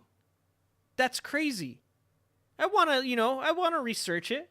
I'd want to look it up and make sure that this person isn't, pulling the wool over my eyes. But I would be like, wow, am I wrong about that? I can't believe I'm wrong. But I'm going to look it up, and maybe I am. That's how I know these people are mentally ill. That's exactly what I did, and here's what happened. Biden, for example, he says, let's terminate the Constitution. What would be your response to that? Why? Why? And would you say that's bad? Very. Can we read this Truth Social post from Trump? Oh. Right there, he says massive... Sorry. Okay. You guys got to see. Let's take one more look at this gentleman. Okay. That's a hell of a haircut. I'm not sure if he is balding in that manner or if he intentionally cut his hair to look exactly like that. I am not sure. All right, we're going to call this guy Mohawk. That's a very red sweatshirt. We're going to go Mohawk. There's been a lot of ranting tonight, guys. Sorry about that. That's where we're at nowadays. We're getting to the ranting portion of the year for me. Is it illness? Is it education? We're gonna leave it just with those two on this guy. I don't know. I don't see anything else. This guy. No, we're just going to illness or education. Illness or education, guys. Sticking to the facts with this one. Is he mentally ill or lack of education? I'm going lack of education because Luke Beasley is setting him up for an education question here, okay? So just so you know, the question he's asking him is if he thinks what Donald Trump is saying when Donald Trump clearly says that if the Constitution needs to be abolished, that it should be, whether or not, he agrees with that or not. I'm going to go with education for this gentleman right here. I'm going lack of education. Yeah, Pearlie's with me. Good job, Pearlie. I like that. All right, Nathan's with me. It's a faux hawk. Is that what it is, Fatty? Okay, it's a faux hawk. All right. All right, here we go. Hope you guys got it in. See, MAGA addiction? Damn it. Should have waited for Fatty to get it in. Post from Trump right there. He says massive fraud of this type magnitude allows for the termination of all rules, regulations, articles, even those found in the Constitution. What rules and regulations? All of the rules, regulations, and articles, even those in the Constitution. He didn't say that. Yeah, that's a true social post. Anybody can Google and make a shot like that. Oh, no. Oh, and this is why I don't argue with these people. This is why when they troll, I just do things like grade them, because there is no winning. You could literally have Donald Trump standing in front of this guy say this shit, and he'd go, that's not what he meant. Or they'd say, like, it's a hologram. Or they'd say, that's James Woods wearing a Trump mask. Holy shit. No, I remember when he sent it out on Truth Social. I follow him. Well, didn't Twitter not let him come back on? Truth Social, his company. The what? Truth Socials, the account. If he said this, would that bother you? No, because he's honestly taking care of stuff. He took care. Oh, God, I should have listened to this guy. I could have called him Lisp. Lisp. Oh, he said no, because honestly, he's taking care of stuff. These are the people that claim to want the Constitution more than anything. Care of it before. I'll play another moment from that guy in just a second. But first, come on. Really, how do you not hear yourself and go, that's not logical?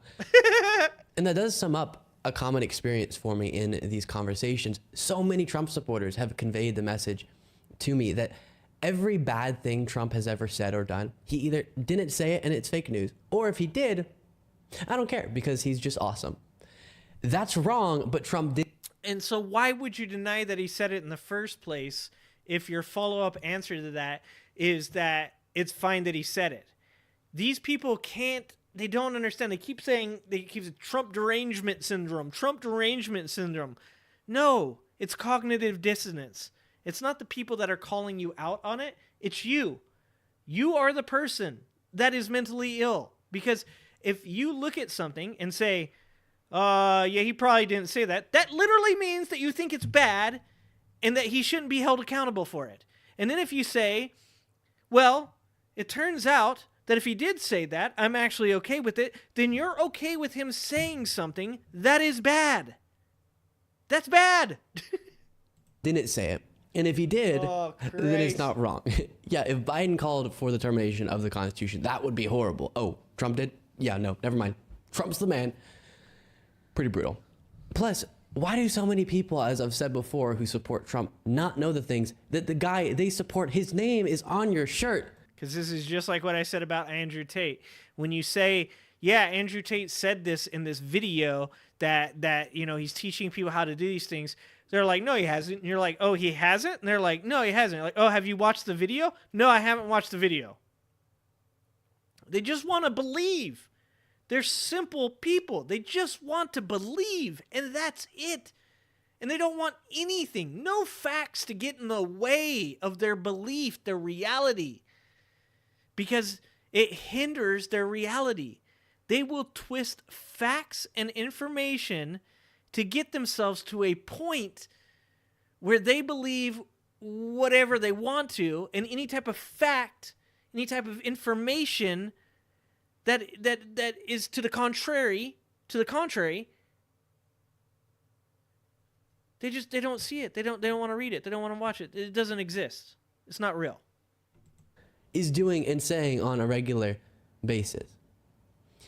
Very strange. Then in this next moment with the same guy, and this one is pretty wild, I asked him about Trump, according to his own former lawyer, we're still on the same to those guy. around him after he lost the 2020 election, guy. that it didn't matter.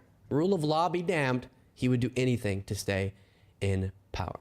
Like Jenna Ellis. Do you know Jenna Ellis? She was a lawyer for Trump during the 2020, trying to overturn the results. Oh, I just saw a new one. The shirt in the background says, Joe the Ho gotta go. Why are we calling Joe Biden a hoe now? Like they're just literally to the point where they're like, it rhymes. Fuck yeah, put it on a t-shirt. Moment, and she said that Trump had communicated to all those around him, I'm just going to stay in power by whatever means necessary. Even though the results went the other way, I'm just going to stay in power. Well, why? He failed. Why not? That's not how democracy works, you. Well, I sure as hell didn't like this guy coming in. So when you don't like who's coming in, you can just ignore the rule of law? He's not for the democracy. He's not for the Republic of America. Like, we all knew that. I didn't know that. And there it is. When we say MAGA is threatening our democracy, it's not being hyperbolic. Trump is currently being prosecuted for trying to elect.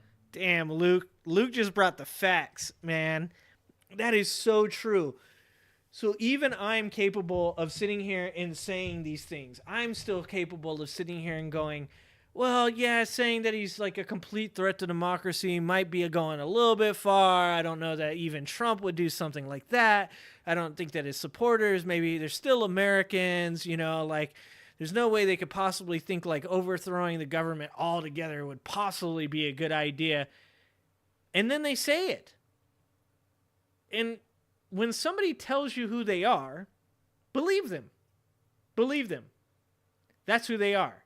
If a person tells you that they have no problem with democracy being overthrown, then they have no problem with democracy being overthrown. That's insane, dude. Insane. All right, this is your last chance, guys.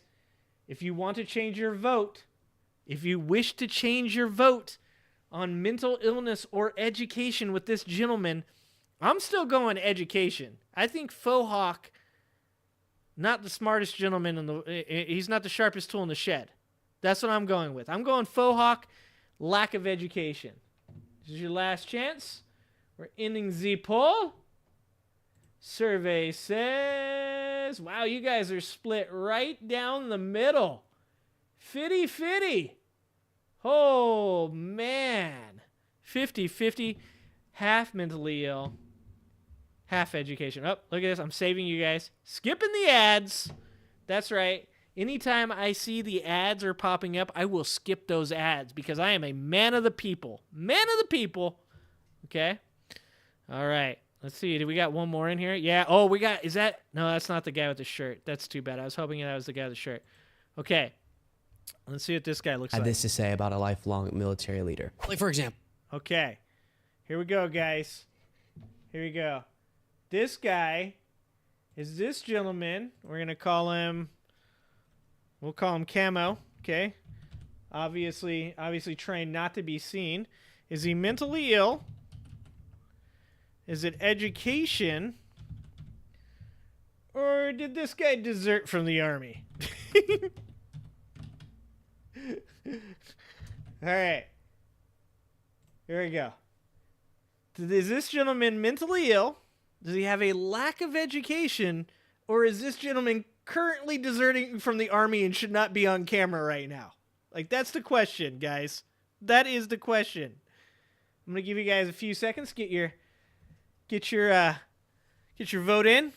Don't forget to like and subscribe. Hit the like button, because if you hit the like button, guys, more people come in. More people vote on the chat. More people say, you know, illness, education. And most importantly, more people get exposed to exactly how insane these people are. So that way they know that these are the type of people that are going to be voting for Donald Trump. People that are willing to tell you that they don't care about democracy. People that are willing to tell you that they'd rather that Donald Trump overthrew an election, a legitimate election, than leave office. They're okay with that. They're okay with that. So like the channel, subscribe to the channel, and let's keep this rolling. All right, here we go. Example, Mark Milley. Do you know Mark Milley? He was the chairman of the Joint Chiefs of Staff under Donald Trump. Yeah. And he... He's a scumbag. So you believe the guy who dedicated his entire life to serving the country in the military And he's a scumbag and a woke is less credible than Trump? I believe Trump is better than Mark Milley. Okay. And why is that? His name is so.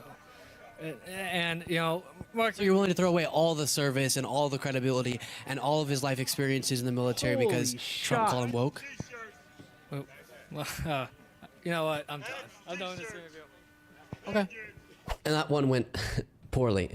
Okay, that was a quick one. And guess what, guys? He just deserted. That man just deserted right in front of us. If you guys didn't pick deserter, you lost. You lost. He was a deserter. All right, I'm not even give you guys a chance. Oh, you guys don't even get a chance to change your vote. I can't speak anymore. You guys don't even get a chance. 50% of you were correct. That gentleman is a deserter. Through and through, he's a deserter.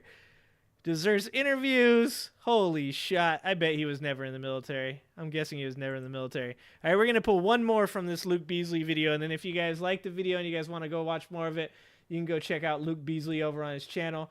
As we all know, Luke Beasley is an amazing, awesome, incredible dude.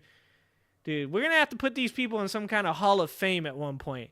Like you were here during Trump's presidency and Trump's run for presidency Hall of Fame. You stood against the bullshit and the treasonous actions of the Trump supporters and their ilk. That's what I'm going with. I think that people like Luke Beasley, I think people like David Pakman, okay, these are people that need to be in some way maybe given a statue. Maybe we take down the Confederate statues, we put up a Luke Beasley statue. Robert E. Lee comes down, Luke Beasley goes up. That's what I'm going with. And also, while we're on the subject of bullshit, we also, people like Destiny and Angela Knight that also defeated the Red Pill community, okay? The Red Pill community aligned with Andrew Tate, okay? Anybody that has fought against the Red Pill community, I don't care what you've done, what you've said, as long as you helped destroy the Red Pill community, I think you did a good thing, at least once in your life. You might have done bad things other than that. Angela Knight has never done a bad thing, okay? Just so you guys know. All right. Let's see. Where are we at here? This is this gentleman. I hope you guys are ready for this man. Okay. Oh yeah, he's got a strong jawline going on there. He looks like Luke's got, that's a nice shirt from Luke. That's a nice shirt. Look at all the handicaps. Yep, some disabled. There's a lot of older people. I need to get me a handicap placard because I can tell you this right now. I'm at that age. Okay. So, we're going with strong jaw here. Strong jaw. Strong jaw. Illness. Education. Or somebody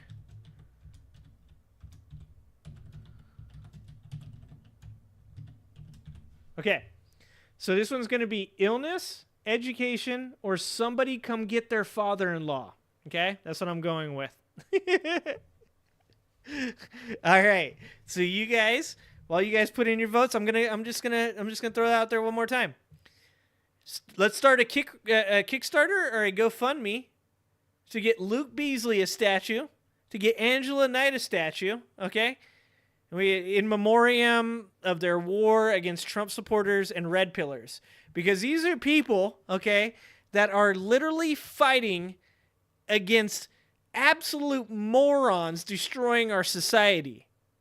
So I'm okay with this. I think we build these people statues. I was just saying at the beginning of this stream that I think people may be over celebrating Thanksgiving. Maybe it's old hat, you know. I don't think the 4th of July ever gets old. I think that's one's sticking with it. We're sticking with it. Maybe Christmas stays around. But, you know, there's a couple holidays that are a bit old hat. Okay? Traditions, they change. We celebrate new things. We need new things to get excited about. I think potentially we celebrate the loss of Donald Trump in 2020. National holiday. That's what I'm going with. What do you guys think? All right. Here we go. Is it mental illness? Is it a lack of education? Or does somebody need to come get their father-in-law? It's not crazy to go, It's probably more likely that there's not the largest conspiracy in the history, and you don't even listen to my sentences. Come on, in the history of the world, where every single judge, every single grand jury juror, every single prosecutor, every single person involved, every witness who's testified against Trump or who's going to and has already been interviewed, and all the stuff we're learning, all of that's fabricated. Or the one guy who has every interest in the world in lying to protect himself is the one guy lying. That's a lot simpler. Here. Let's go back to the 2020 election. And I saw this. Now, Milwaukee, they actually came up with more votes. This gentleman might be on crack cocaine.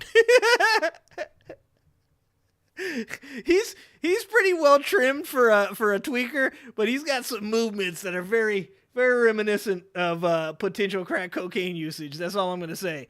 Votes than the entire population of these voting districts. Wisconsin's turnout of registered voters in the 2020 election was not suspicious or abnormal. Posts claiming more votes than residents in Milwaukee, Detroit, Lansing, and Pittsburgh give incorrect numbers. Yeah, I've already read all this stuff. You need to check where you're information. Because your son, you've been brainwashed with this hatred. I'm just full of love. So for podcast listeners, while he was... I'm just full of love. God damn, I love Luke Beasley. Oh, he's amazing. Pearly, it looks like a military policeman looking for the deserter. It does, and he kind of sounds like one too. Saying the stuff about more votes in Milwaukee than voters, headlines were popping up on screen that debunked that talking point. We've gone over it in the past, and this is just so often the experience. I lay out some explanation about a certain topic, and then go, thoughts? And they just charge forward as if I didn't say anything at all. Just one keyword hits their ear, and they go, oh, they like... Keywords. It's their favorite, dude. I made that whole video about it. Keywords. Milwaukee voter fraud. Unfortunate. And then I put... Dude, and is that not literal programming? Is that not how programming works? Isn't that like all those old movies that we watched back in the day where somebody was like hypnotized and then you said a word and then bam, like the dude all of a sudden was trying to assassinate the Prime Minister of Canada. Sorry, Peachtree. That's not aimed at you, my friend. Wasn't that a common trope back in the day? It was like, it was like the Minister of Morocco. You will assassinate him, and when you hear the word dog shit, and then somebody would be like, that is dog shit, and he would be like, oh, and then you go and you try and shoot the guy, and someone would karate chop his arm like 007 and come in from the side and karate chop his arm and stop him. It just seems like there's some parallels that are drawn here very strongly. Renee, don't get upset with me. Okay? Don't get upset with that wasn't targeted at your dad at all. Even though he resembled your father, even though he seems to have some of the same opinions as your father, okay? I don't appreciate that you think that I would ever use my live stream to potentially aim any kind of shade at my father-in-law. Ever. It's just not a thing. All right. If you guys, the Manchurian Candidate. Thank you, Peachtree. Okay. All right. Well, if you guys want to watch the rest of that Luke Beasley video, that is, I went to Trump's Iowa rally. It goes horribly wrong, which is pretty much the name of every one of Luke Beasley's. Somebody get a hold of Luke Beasley. Maybe, I don't know. No, maybe don't tell him to change the name of his videos because they seem to be doing really well with 289K views in 2 days. Let's look at some comments here. At this point, they're not supporters, they're cult members. Spot on, IBN 722. It's remarkable how confused and threatened Trump supporters become the instant they're forced to think about anything. Can I once again draw some parallels here? Look at these comments. Take a look at any of these comments. Full sentences, punctuation, barely any curse words. You got to give them a little leeway. Every once in a while there's going to be some curse words. I curse a lot nowadays because of these people. Okay? But just juxtapose these comments with the comments on any one of my shorts. The most intelligible comment that I ever get from a Trump supporter is Trump 2024. That's it. That's the most intelligible one I get. That's it. Then you come over here and you look at a video like this. In what world do these people live in? Trump tells them how to feel and who to hate, and they fall in line. Truly jaw-dropping ignorance. That's from a person named Politics Bitch. Okay? Even the people on the left that have names with curse words in it know how to write full sentences, use punctuation, make pertinent points. I do not understand how this is a question. Here we go. Lynn Jensen, 6631, says, the fact that these Trump supporters can vote for the most powerful position in the world is truly scary. I don't even know. I don't know, guys. All right, let's take a look at the vote. Let's take a look at the votes. I told you it's a rant night. I'm kind of ranting a lot tonight. The votes are in, and the votes say 62% says somebody come get their father-in-law, 25% says education, and 12% says mentally ill. I think that speaks to a lot of father-in-laws out there that are Trump supporters. I am willing to make that really obtuse statement that is clearly not pointed at any individual at all. I think that's pretty good. Pretty good call. Good job, Peachtree. Way to be stronger together. Okay, stronger together, Peachtree. Good job. Okay. Let's see. We're gonna finish with that. That's good for Luke Beasley. Okay. And at this point, I don't remember which one of you guys have suggested these videos, so I just want to say thank you to each and every one of you that does submit videos. If you want to submit videos, please, please, please join the Discord, because you get to go in there and you get to make my life just a little bit marginally easier, because I get home from work on Wednesdays, I come straight down here, I get right to work, and I join the live stream, and I don't have a lot of time. So every time that you guys suggest live videos, suggest illness or education videos, or you just want to drop some music in a channel or two so that way I can listen to it and share your music with me, I like that too. It's a community. We are a community of people. When you go on my Discord, it's not politics, it's family, it's community. We're just having a good time with each other. We're sharing music, we're sharing funny videos, we're sharing stand-up comedy, and we share some political videos as well. So if you're interested, please join the Discord. If you have any trouble joining the Discord, just say so in chat, and I'll help you guys get in there. Let's take a look at our boy Walter Masterson here, who I don't think I've ever watched on stream before, but I have watched. This is something that I've always said about these people, is they really bring the flag game, the merch game, the flag game, and the shirt game, okay? Now we're going to, let's see. Okay, this is an intro, so we're going to skip past the intro here, even though it looked great. Oh, this is the most insane theory I've heard so far. Okay, that's where we'll start. Okay, how about this? This one, we're not even going to see the person, okay? We're not even going to see him. Wait, yeah. It looks like, okay, we got a gentleman in a what looks like a camo jacket, and it looks like he's got a storyboard of some sort to show. Oh, no, that's not him. Okay. Here we go. Sorry about that. We're going to go with Red Beanie Lady. Red Beanie Lady, because that's in the intro. We don't want to do the intro. Yeah, not yet. I think the intro is just a little recap. So, okay, here we go. We're going Red Beanie Lady. Okay.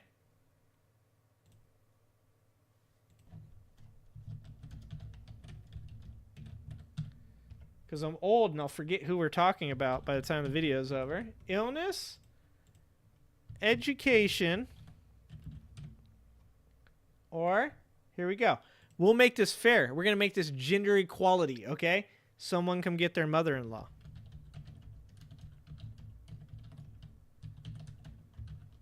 Okay? Just because in this world that I live in, I'm all about equality, okay? Someone come get their mother-in-law. And I also misspelled that, you know, just for the Trumpers out there. All right? So, here's your chance. Red Beanie Lady. Is it mental illness? Is it lack of education? Or does somebody just need to come get their mother-in-law? A little too much wine. We woke up at, let's say, 8:30. You know what? Fuck it. 7:30. We woke up at 7:30 this morning. We dove into a fine bottle of Cupcake Cab Sauv, okay? A $5.99, $6.99 Walmart bottle of Cab Sauv. And then we headed out to the rally, and now we're being asked questions by an interviewer, and somebody needs to come get their mother-in-law. That's what I'm going with. You guys ready for this? Here we go. I got a good idea what's going on in Ukraine. Nope. And they went into Ukraine and they found these labs. They believe that maybe that the deep state is possibly going to use a bioweapon on Russian people. Because they've been, just like they were collecting our DNA in China, they've been collecting their DNA as well. So. What? Okay, is this the same thing? Do you guys remember when Tulsi Gabbard, and this is, I have not verified this, so if I'm wrong about this, correct me on this. When Tulsi Gabbard said that they were creating mutants from bioweapons in the Ukraine to use in the war against Russia? Is that not... Oh. Peachtree, are these your people? Peachtree. What the F, dude? Trump and Putin right now are the only ones successfully fighting against the deep state. Well, I think as well as Xi, too. Who? Xi. Oh, in Xi China. Jinping? Mm-hmm. So Xi Jinping is Oh, fighting well, against he's a good guy. Oh, so he's fighting against the... Right, because think about it. He's not part of the CCP. Xi Jinping, do you think... Wait, what? Dude, you can't. Like, this is amazing. These people. Oh, I don't know. Okay, we're going to continue. We're going to continue this because this looks like somebody's mother-in-law as well here. So we're going to actually combine these people, okay? Where this is, I mean, we could combine all of them, really. If we're being honest, they're all kind of just, it's a Venn diagram that really hard overlaps. There's very little on the edges of this Venn diagram. So we're going to combine these two people, possibly a third if we get there, okay? Look at the flags. It is so much flag going on here. Good Lord. Think he's working with Putin and Trump against the deep state? I think he probably is, yeah. Probably. I've heard that. Yeah. I mean, I've heard Xi that. Jinping is working against the deep state. Modi in India. Xi Jinping, Modi, Vladimir Putin, Donald Trump are all working against the deep state. Right, and then you've got the White Hat Alliance, which is a lot of countries, you know, Canada, France. He is part of the good guys. The reason I think that is because he's fixing to go into Taiwan. What? You wait and see what I tell you. When he gets into Taiwan, guess what he's going to find? More labs. More biolabs. So Xi Jinping, Putin, and Trump That's are right. the only ones fighting against the deep state and making sure that there are no bioweapons to be That's released. right. Because if they do not stop them, they will release them. And next time it'll be far worse than any fake coronavirus. Wow. I know you don't understand this. Oh my God, dude. Oh, is it possible that it's getting crazier? Okay, this is a serious question, guys. Do you guys think that it's possibly getting crazier, or just that all these people have been this crazy from the very beginning, and we have only like scratched the surface of what these people believe? Is there a possibility that we just haven't even, like, the waters have not even been tested yet? Like, there is so much more underneath the surface. That's a serious question, because my mind is boggled. This is between this one and the one the other day where the guy said that the people that actually, like, committed the treasonous acts of January 6th were ISIS, MS-13, Antifa, and Black Lives Matter. That is such a strange group to kind of like put together. It's like a diversity of Avengers or something like that. I don't know. Like, between that one and that one, this is like, we have gone so far. This is insanity. Insanity. Holy shit. What do you guys think? What are you guys saying here? Who is Nathan Michael Adrian? You gotta watch Michael Picard. Okay, the way this works, Nathan, is we put videos in the Discord because I'm old and I forget these names. Holy Christ. What is going on here, guys? I can't even keep up with you guys' chat anymore. You want Teenage Mutant Ninja Turtles to happen, Bucket? Me too. They all got long COVID. That's what you think it is? You think that the brain is just like, it's dying, they never got vaccinated. Oh, dude. Yeah, Antifa and Black Lives Matter, same time, and ISIS. Also ISIS and MS-13. Why would MS-13 help the government? Like, do they know who MS-13 is? Jesus Christ. Okay, all right. We're closing votes on this one, guys. We're closing votes on this one. Okay. You guys said this video, Red Beanie Lady and her twin, okay? Someone come get their mother-in-law. There we go. Oh, ads. I think not. Ads saved you guys. I think not, guys. Okay? When we don't have to play ads, we don't play ads. So we've had someone come get their father-in-law, and we've had somebody come get their mother-in-law. I think we're working on a solution. I think that where we are at as a people, we are problem solvers, and I think that what we're getting to here is that as the husband or wife, because as the child, as the kid, the daughter or the son, it's tough to have to confront your loved one, your mother, your father, and tell them that they shouldn't be doing the things they're doing. But as the spouse, as the son-in-law or the daughter-in-law, I feel as though you might be able to go out there and just like kind of be like, let's go have another glass of wine. Let's get out of here. I think that we're problem solvers, guys. We're problem solvers. Okay. Oh, Michael Picard that's a professional douche guy? Okay. Okay, I will, if we have time, we will watch some Michael Picard. I'm telling you, you guys put so many videos. Oh, wait. Are these the same people? It continues? These people have more? Okay, we're watching. We're going to continue. Trump never conceded. This is an encore, okay? We haven't done this in illness or education before. This is an encore. So he's still the president. That's right, absolutely. And he's still running things. The whole world. He's still running the world. And the world... It's Trump 1 with a Q. Oh my God. Can you imagine being at these people's houses as they're like making these signs? Holy shit. Leaders know who's still in charge. Absolutely. He never conceded, and I this never guy's lit. considered anyone else a president. Yeah, and he's actually still running the country. I know he is, and I believe that What branch do you think he's running, the military or? I think he is headed up the military. He's the one that's still in charge. Well, I think him in the military. If Trump were still president, Putin never would have invaded. If he knew, if he was... Well, there wouldn't be any need to, because Ukraine would have been taken care of already. He was so Oh, it would have been taken care of all right. Let Trump be reinstated right now, and Putin would be like, yeah, hands off. Putin never would have invaded if Trump was still in office. Right. And see what I'm... Right. Have you heard of the idea of cognitive dissonance? Yes. Right? Yeah, it's like when your brain tries to hold these two competing ideas and you don't notice that they contradict each other. And it's like you see it everywhere. Like, what are we going to do about that? Everything has been corrupted. And we have to change the message. We have to change the programming. Because our people have been programmed just like a computer's programmed. Our minds are programmed by everything we see, hear, do. We're programmed. She almost gets it. She's like right there. I think this one's still salvageable, guys. Somebody come get their mother-in-law. Oh my God.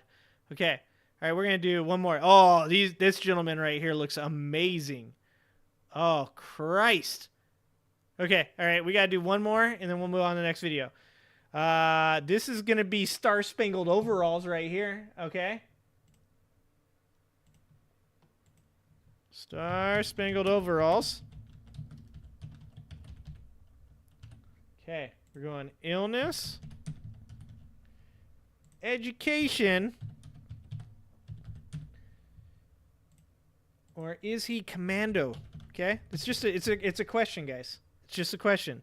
Is he currently rocking commando? I'm just saying, when one is wearing a pair of overalls, is it appropriate to go commando, or is it not appropriate? Because I'm just saying, it's probably a pretty free feeling in the overalls. That's all I'm saying. I'm throwing it out there. It's a question. It's just a question. Okay, don't judge me. All right. Mental illness, education. Okay, if you guys can see this gentleman right there, he looks like a ginger also. Oh, fuck. Wait, is he even the one being? Yeah, he's being interviewed. Okay. Illness, education, or is this gentleman there just to, rock the commando because overalls are freeing? It feels good to wear them. You don't have to wear anything underneath. That's the real question. Okay. All right, here we go, guys. With you, and he's and where's he from? Palestine. Palestine. Yes, sir. Jerusalem. Wait. I'm Muslim. Show him the shirt. Muslim. Wait. I have the shirt. I have to show y'all. What does it say? We can save 20 to 40% on everything if you switch to Trump. You're saying Trump is the key to Palestinian liberation. Yeah, that's what I'm hoping so. Trump is not Biden. Not Biden, no. Joe Biden kind of sucks. He's just here with us. We were lucky enough to get him. He's a great guy. We learned something about his culture, and he's learning a lot about us. Oh my God. Okay, Peachtree, we may disagree on how good of a job Joe Biden is doing in Israel. But I think me and you both can agree on this one, Peachtree. I do not think that Trump would be doing a better job. I think that Trump would be doing right now is exactly what he said he was going to do in his presidency, and that is pull everything back from anybody outside of our borders. Trump's whole opinion of what he was going to do for foreign policy was not do foreign policy. He pulled out of the Paris Agreement. He intentionally antagonized China.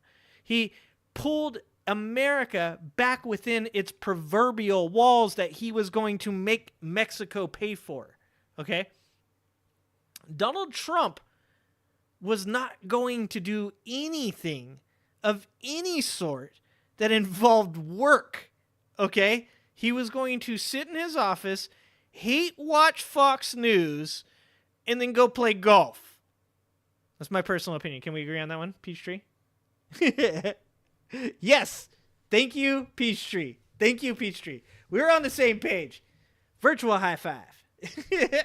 And so we go spend the Saturday evening at the Trump rally. Let's go, Brandon. Let's go, Brandon. Oh, no. Oh, What about capping prices for... Oh, no. And see, that's actually really sad. I'm with Pearly that some of this stuff is sad.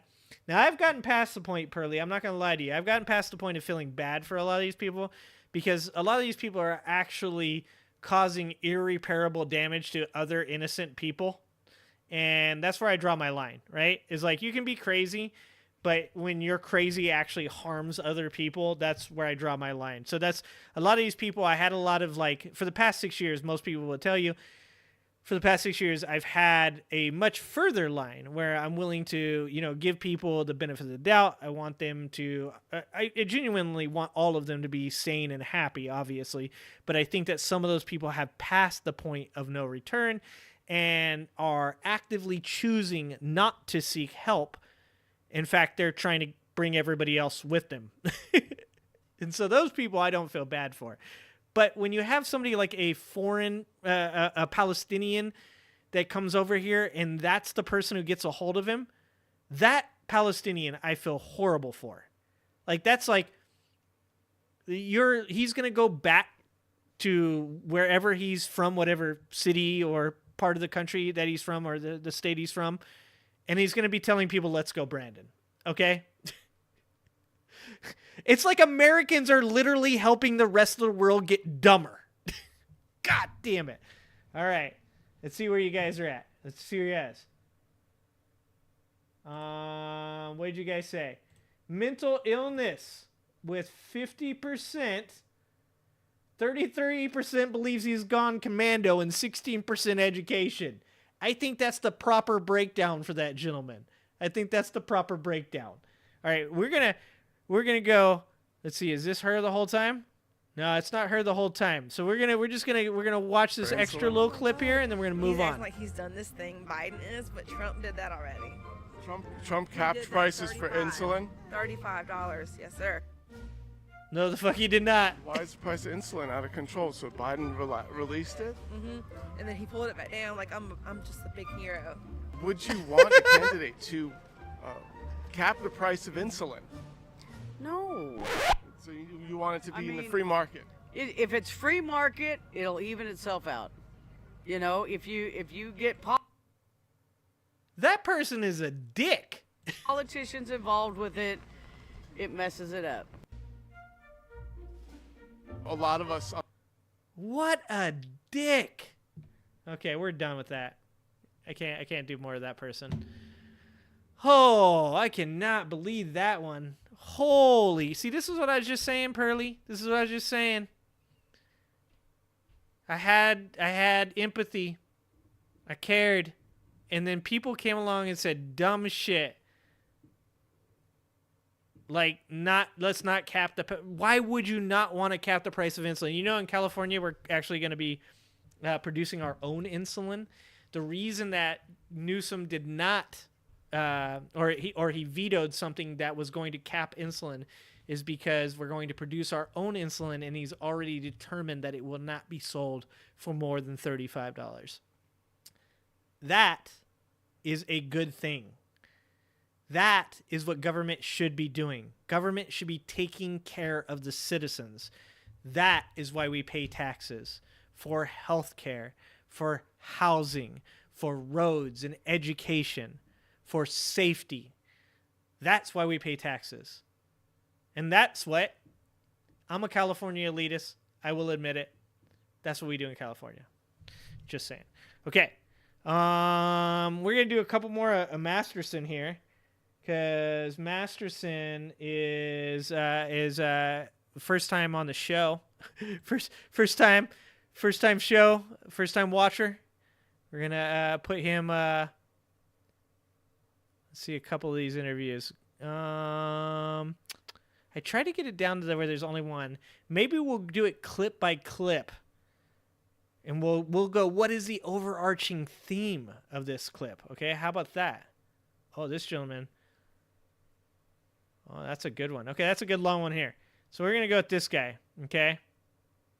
This guy here wearing a Seminoles shirt, okay? Liberty or death. That's a nice hat. Liberty or death. Drinking a Monster Energy, waving a Trump flag. This is the chattiest of chads. Okay. We're going to go... We're just going to call this guy Old Man Chad. Old Man Chad. Is it illness? Is it education? Or is it something in that monster? Which one is it? Is it illness? Is it education? Or does he got a little something in that Monster Energy drink? What do you guys think? Housing, food, assistance, medical, etc. California rocks. That's what taxes are supposed to use for. Damn right, Nathan. Damn right. And I will defend California. I love California. It's an amazing state. We take care of people. We care for people. And California is always first. California is always first in all the things that ripple across the country. If you have not liked the stream, please hit the like button. If you have not subscribed to my channel, please hit the subscribe button. Get your votes in because we're about to start.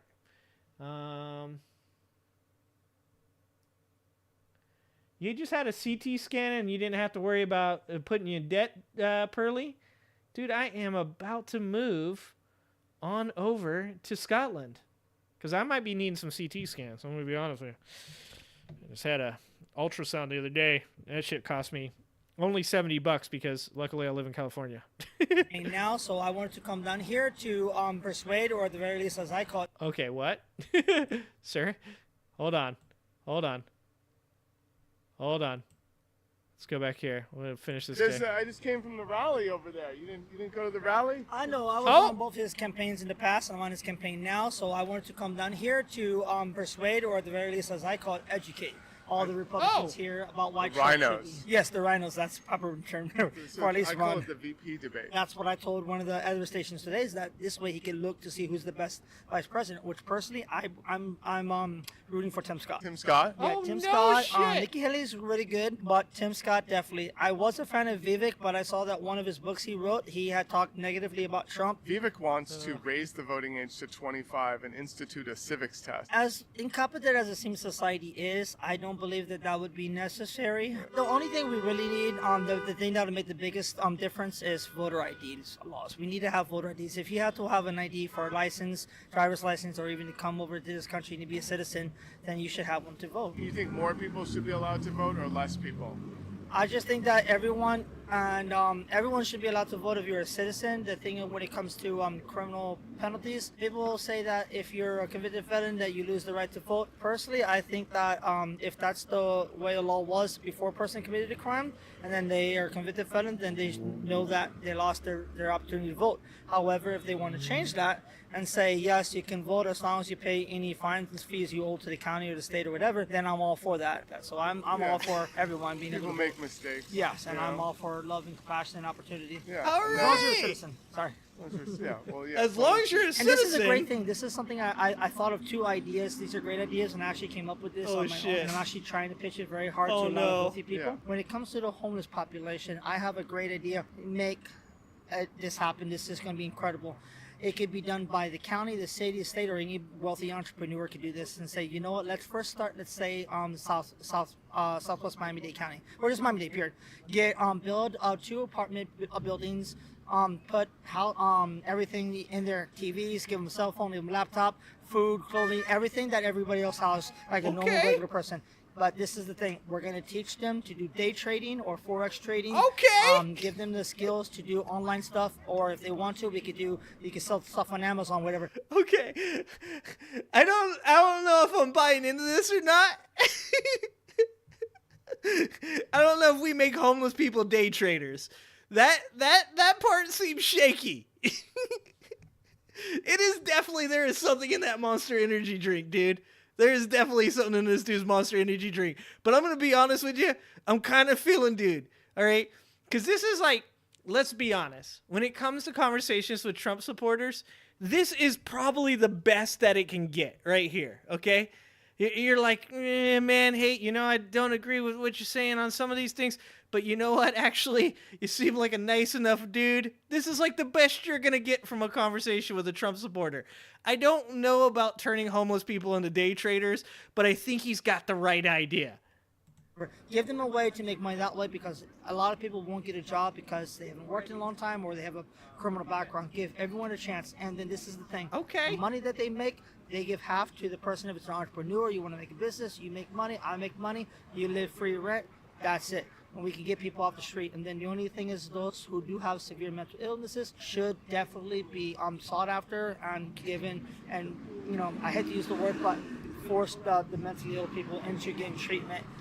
Because at the very least, we know that they're going to be bathed and then fed and have a roof over their head, and not on the street. Otherwise, it becomes everyone else's. Because I've offered people food and money that would rather eat out of a trash can, and those people are clearly mentally ill. Yeah. And the He's saying not I like to wrong. go with anything, if anyone is going to quote me ever on anything, I tell them to always quote me on this: that always process with your brain, but decide with your heart. Because your brain will make Okay. decisions that will sometimes lead you astray, but your heart, as difficult as it is sometimes, it'll always put you in the right position. You may suffer at times, but trust me, if you really do the decision with your heart, you're going to be better off in life. And just smile. I don't know that I agree with that 100%. Love goes a But long that's way. really good, though. I like love is that, for like all or not at all. 97%. Peace. Awesome, man. Thank Thank you. you so Glad much. I My spoke. name's glad I- Chauncey O'Connor. Chauncey O'Connor. Yes, yeah. Thank you, man. No, appreciate I'm glad I spoke to you, man. The eldest candidate? Holy shit. Oh. We'll watch this next. What did you guys think about that guy? That's the ones I like. That's the ones that actually like tickle your brain a little bit, right? Like you're finally out of all this bullshit that these crazy Trump supporters constantly do. The ones that tickle your brain a little bit. Like that guy, once again, it's like that lady. He almost gets it. Almost gets it. And this is what I've said to Trump supporters before, is I said, look, I get it. I understand why you wanted to vote for Trump back in 2016. In fact, a lot of people back in 2016, I was willing to listen to. I was willing to say, hey, I get it. You wanted to shake up the system. You wanted something different. You wanted a candidate that was going to drain the swamp. You wanted to see the average man treated, or average person, let's use that word, the average person treated the way that they deserve to be treated, as equals to all. But you just picked the wrong person. You picked the wrong person to do it. You were so desperate to finally be treated as an equal that you picked anybody that would just sell you the bullshit, sell you the snake oil. And that's the unfortunate part, is when I see a gentleman like that who seems like a pretty good person, I hope so, you know, if I'm not reading him wrong, I think, man, you just picked the wrong dude. And I wonder, are we ever going to see the right dude? Because I like Biden. You know, I love Michelle Obama. I think Michelle Obama could be the right person.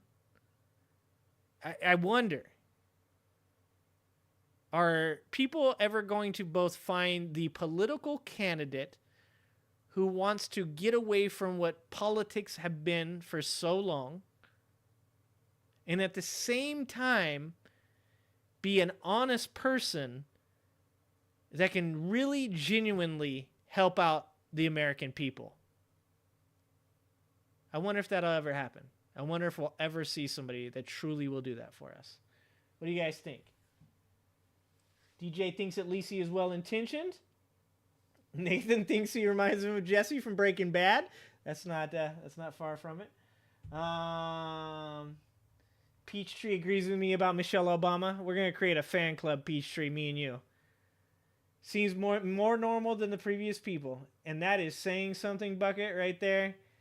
That is like, it's a low bar. Variety is the spice of life. You ain't wrong. And that is exactly what I'm saying, Pearly. Trump would not piss on that guy if he was on fire. 100%, Pearly, you are correct. Absolutely no effing way does Trump care about that person. And that's what boggles the mind. Because like I said, some of these people you talk to and you go, you're not a bad person. You have the right ideas. You know, Thunder comes on here every once in a while. Thunder's a Trump person, you know, and Thunder will say, hey, you know, I like him because he's anti-war. And I'm like, yeah, like, I don't like war either. I think war is horrific. I think it's horrible. I hate the idea that people sign up and then we send them over to fight wars for absolutely ridiculous bullshit reasons. But I don't think that Trump really cares. I don't think that he actually is anti-war. I think Trump is anti-doing anything. And so in many ways, my opinion on that subject is that actually what's happening is not that Trump is anti-war. It's Trump is anti-getting involved in anything that he has to actually work at, unless it's going to somehow benefit him. And that's why I want to see a candidate. I think Marianne Williamson's very anti-war. I like that. I don't think Nikki Haley is anti-war. You know, I don't know that there's a perfect candidate out there. I wish there was. I know that there's no perfect human beings. Maybe a community of people surrounding. I mean, that's really what Biden has going on. Everybody shits on Biden, but I'll tell you this. The thing that Biden has done the best is surround himself with people that know how to get the job done. And that's what he's done. And that's why he has been so successful. I'm going to make a video on the successes of Joe Biden, and I'm going to list them out, and I'm going to show exactly what Joe Biden has done. Because I think it's ridiculous the amount of people that come out and hyperbolically say, he hasn't done anything. That's ridiculous. If he hadn't done anything, this country would be burning to the ground right now. He's done a lot. If there's one thing that Joe Biden has that a lot of people don't have, it's that he has the connections to have the people around him that are going to get shit done. And that's what they've done. Taylor Swift Peachtree. Oh, no ads. Boom, saved you guys again. Dude, that's like 3 times tonight I've saved you guys from the ads. Taylor Swift seems like a really good person, I'll be honest with you. I'm not a Swiftie. I don't watch the Taylor Swift or listen to the Taylor Swift music. But I did watch Taylor Swift's boyfriend lose to the Eagles this Monday. That's what I saw. Sorry for my Chiefs fans that are my subs. We had to get one back on you guys, okay? Because after that Super Bowl, I was still very greatly wounded, okay? And I also thought we were going to lose that Eagles game Monday. We came back, though. We came back. All right. So this is the gentleman. This one's going to be easy, guys. This one's going to be easy.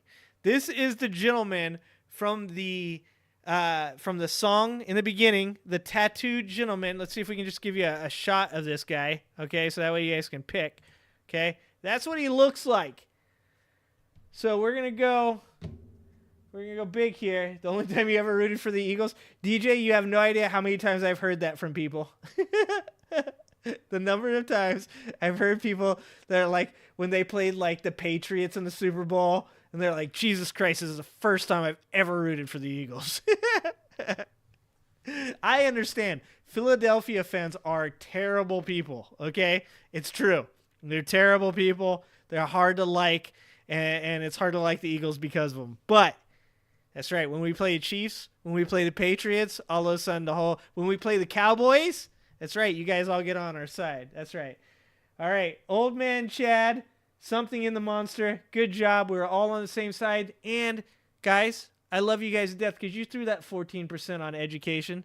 Because I think when you look at that gentleman, you're like, if that guy could have got a good education in his life, if our taxes would have done that man right, I think that he wouldn't have been a Trump supporter. I think that if he wasn't from Florida, because he said Miami-Dade County, if he wasn't from Florida, if that gentleman was from California, that dude wouldn't be a Trump supporter, okay? Okay, so we're going to call this guy, we're going to call him Roid Rage, okay? Because, I mean, we've all seen the beginning video. This is going to be an easy one, guys. Well, I don't know. Maybe it won't be. Is it illness? Is it education?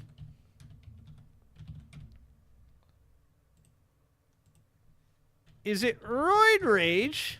And we're going to throw a fourth in. We're going to toss you a curveball. Is it all of the above? Okay. Is this gentleman's problem also, bro, with the tattoos, the tribal tattoos? Come on, guys. I mean, if you grew up during a certain era and you had the tribal tattoos, totally acceptable. It's what was hip. It was what was hot. It was what was in. Okay. But, okay, if you're just a musclehead and you get those kind of tattoos, bro, like, do something original. Do something else. Jesus. Okay. Like, be like Tyson and get one on your face. All right. So here we go. Is it the roids? Is it the education? Is it mental illness? Or is it all of the above? All right. So we're going to go back because it starts at about right here. Okay, 131. You guys ready for this? This is the guy from the start. We'll see. What the fuck are you doing? You just stole his sign. You're done. You're doing your job real good, man.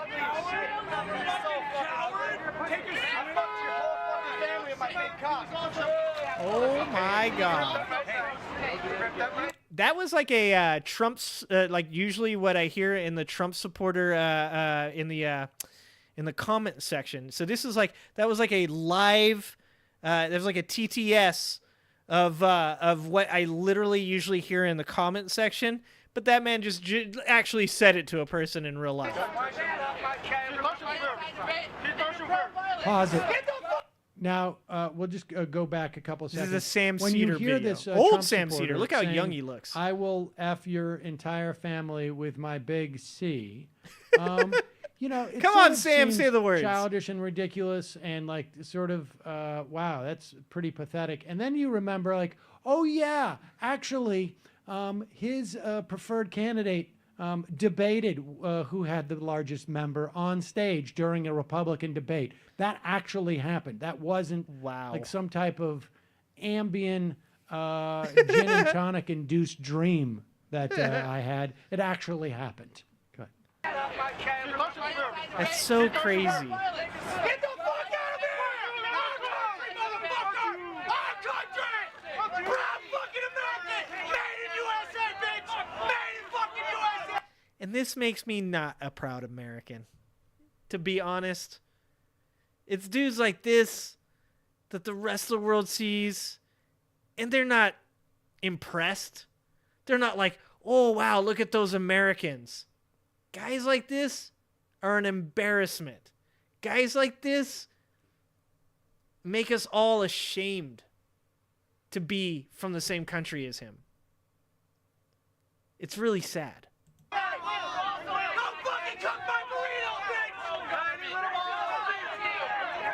And then he says something like, go cook my burritos.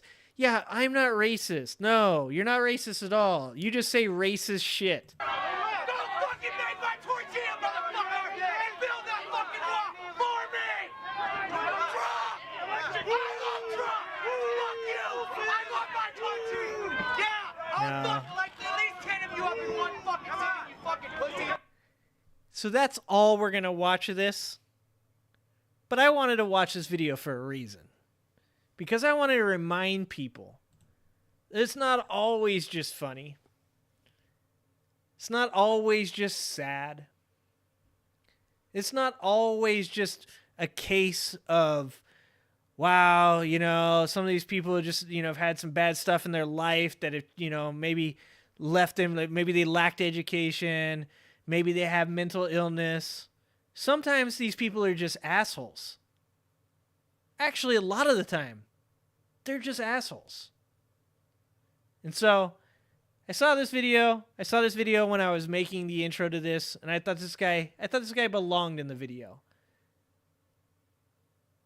I think that sometimes, guys, even though we're having a good time and we have some laughs and we have some fun, sometimes I say to myself, it's probably about time to bring it back. Probably about time to remind everybody that this is a serious situation where people like this guy exist. Where people that are racist, uneducated, and mentally ill are voting in our country. And if we don't vote, the candidate that this guy likes, the person that this guy enjoys the most, is going to be in charge of our country. So don't forget, guys. We're having a good time. We're having some laughs. But we also got to remember that there are some real serious reasons why we're doing this. So I just wanted you guys to watch that. All right. But because I like having a good time, and I am me, we're going to finish it. This is the last video of the night. I don't know what we're going to see from this one, but it says Trump should be king. I think that this is going to be good. So let's watch it. Bucket, you don't think that guy has ever voted? I think that guy has voted one time in his entire life, and it was for Donald Trump. President Trump were to lose again.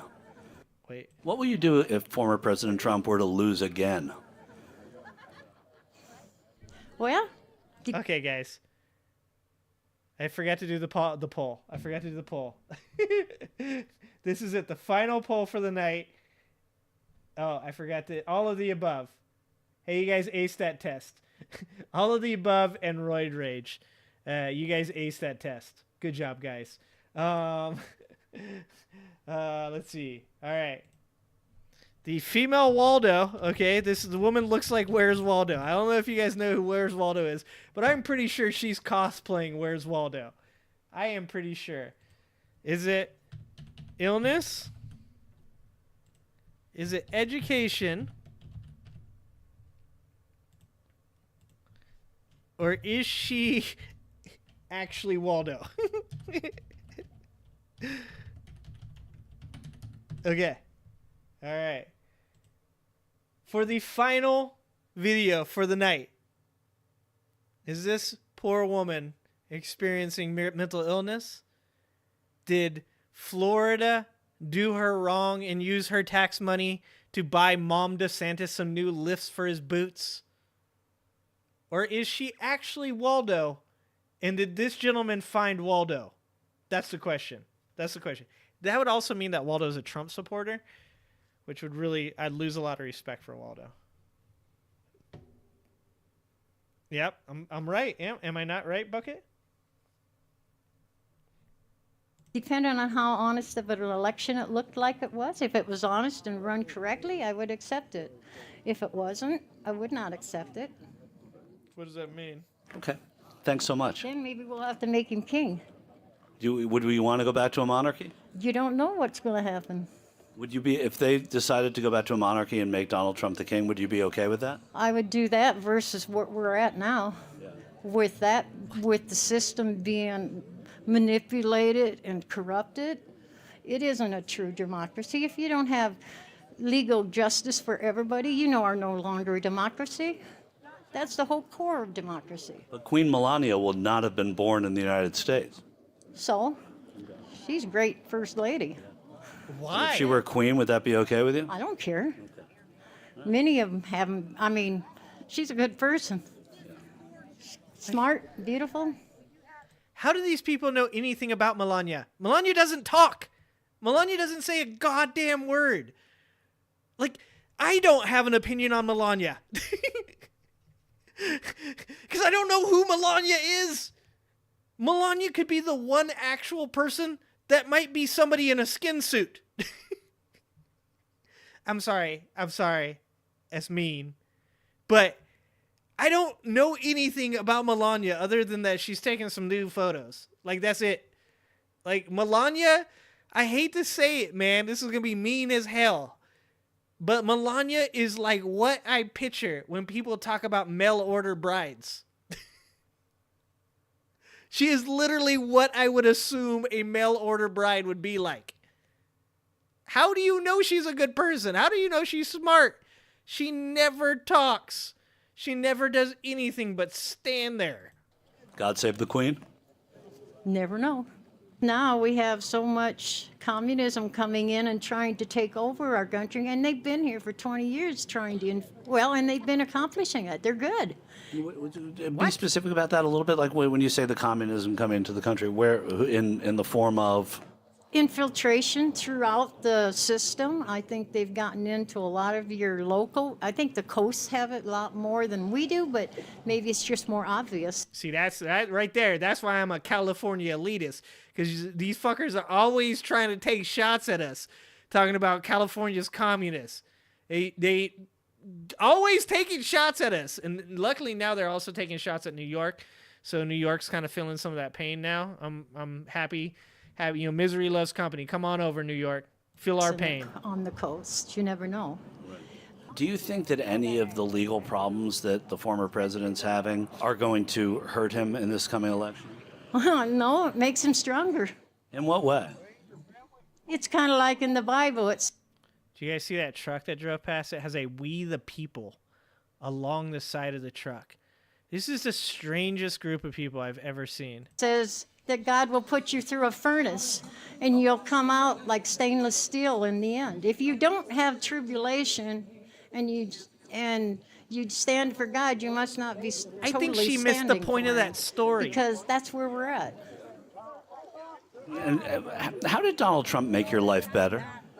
Oh, he gives me hope that someone will stand up for it. Oh, As the Bible also says, whenever there's times of great trouble and you're his people, that he will provide a leader.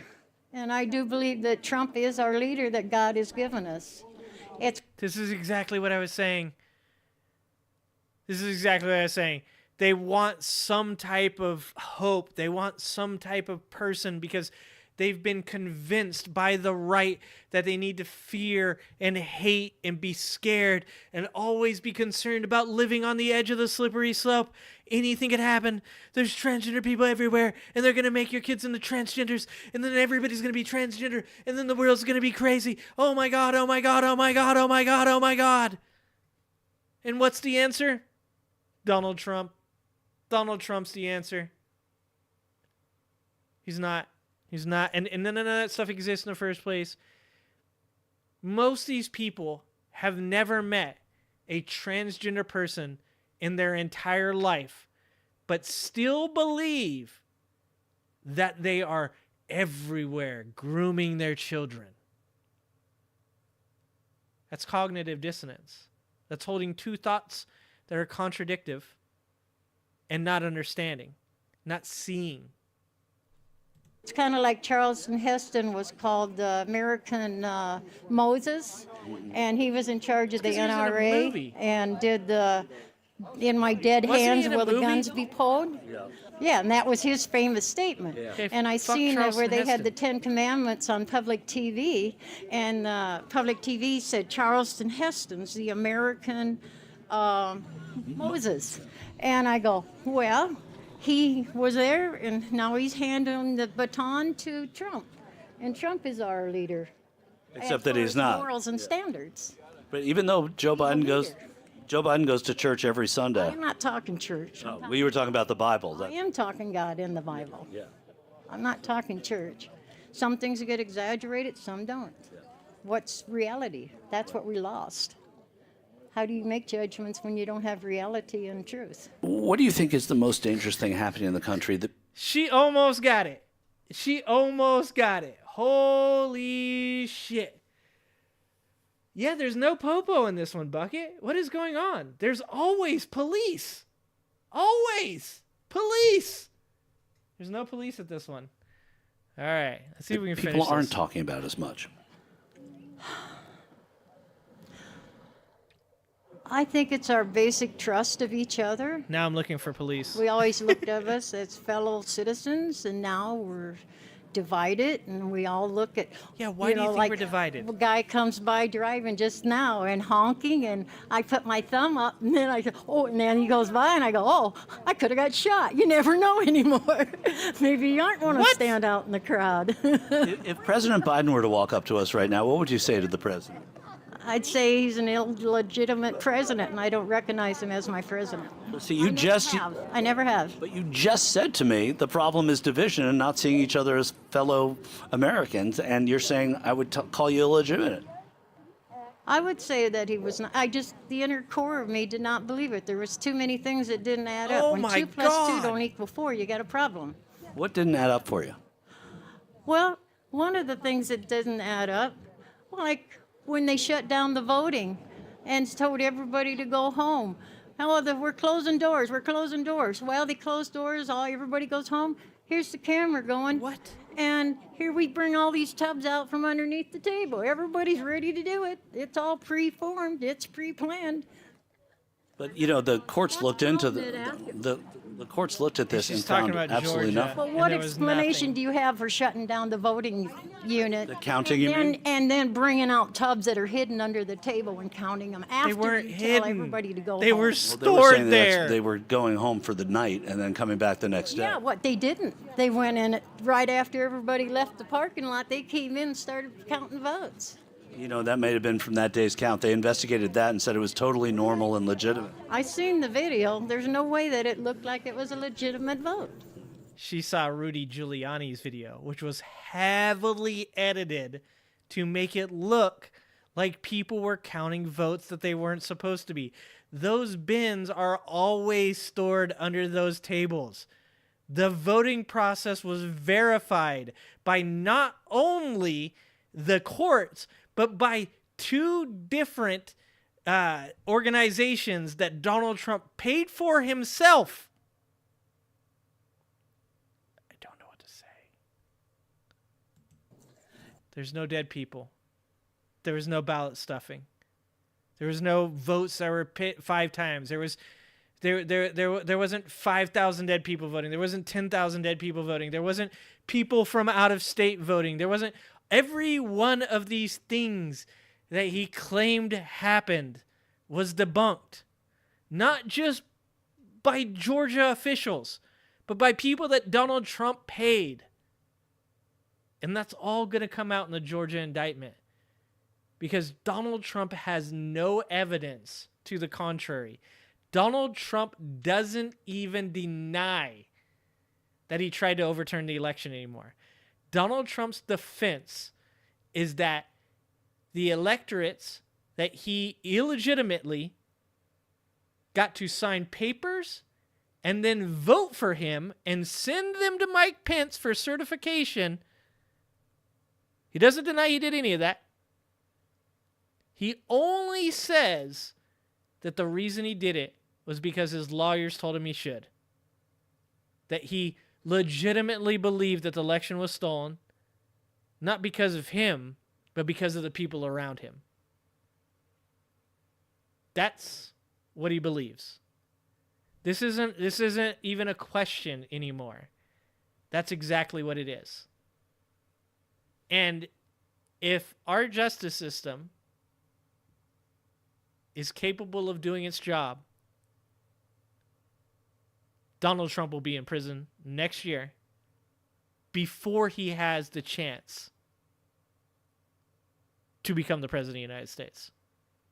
Let's hope. Let's hope. All right. Well, it was a fun night. I had a good time with you guys, as I always do.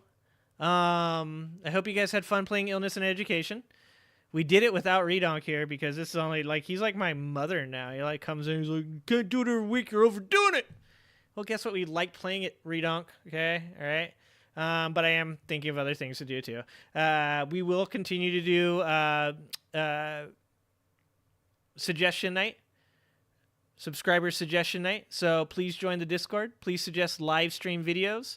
If you want to support me, as always, you can join the Ginger Army for 10 cents a day. You can support a Soulless Ginger. That's $3 a month. That's it's less than a Big Mac, okay? Less than a cup of coffee. That's like half a venti.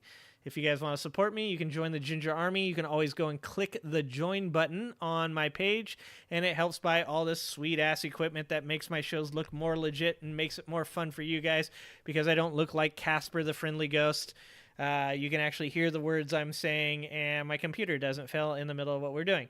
So if you want to, you can subscribe there. You can also buy merchandise on my Bonfire site. You can always super chat as well during the live streams. If you super chat and ask a question, I'll answer your questions whether you super chat or not. But if you want to donate, it's always helpful as well. Shout out to Ema Catherine Maya, as she donated 2 weeks ago, and I appreciate it. And she's the reason that we have a memory card for our camera now for doing other super awesome fun things. So I appreciate you guys. I love you guys. I hope you guys have a great Thanksgiving if you're celebrating. I hope that you guys don't let all the bullshit get to you. One thing I just want to say to all of you is keep a positive attitude. Keep a positive attitude, because there is nothing that drives me more nuts than the fact that there is a good portion of our society that lives in this beautiful, wonderful country that we live in that has all the amenities, regardless of its flaws. You don't have to disagree with the fact that there are flaws in this country to still agree that it's a beautiful, wonderful, amazing country. And we are pampered, spoiled, and we have the best of all the things, except for like healthcare. Like I said, there's some flaws. Keep a positive attitude and get educated. Get out and vote. And remember, if you don't, they will. If you don't vote, they will. 81 million people came out last election. And if 73 million had came out, Donald Trump would be the president. We need 86 million. We need 90 million. We need every person that can possibly vote. If you are over the age of 18 and not criminally insane, Get out and vote. It's important.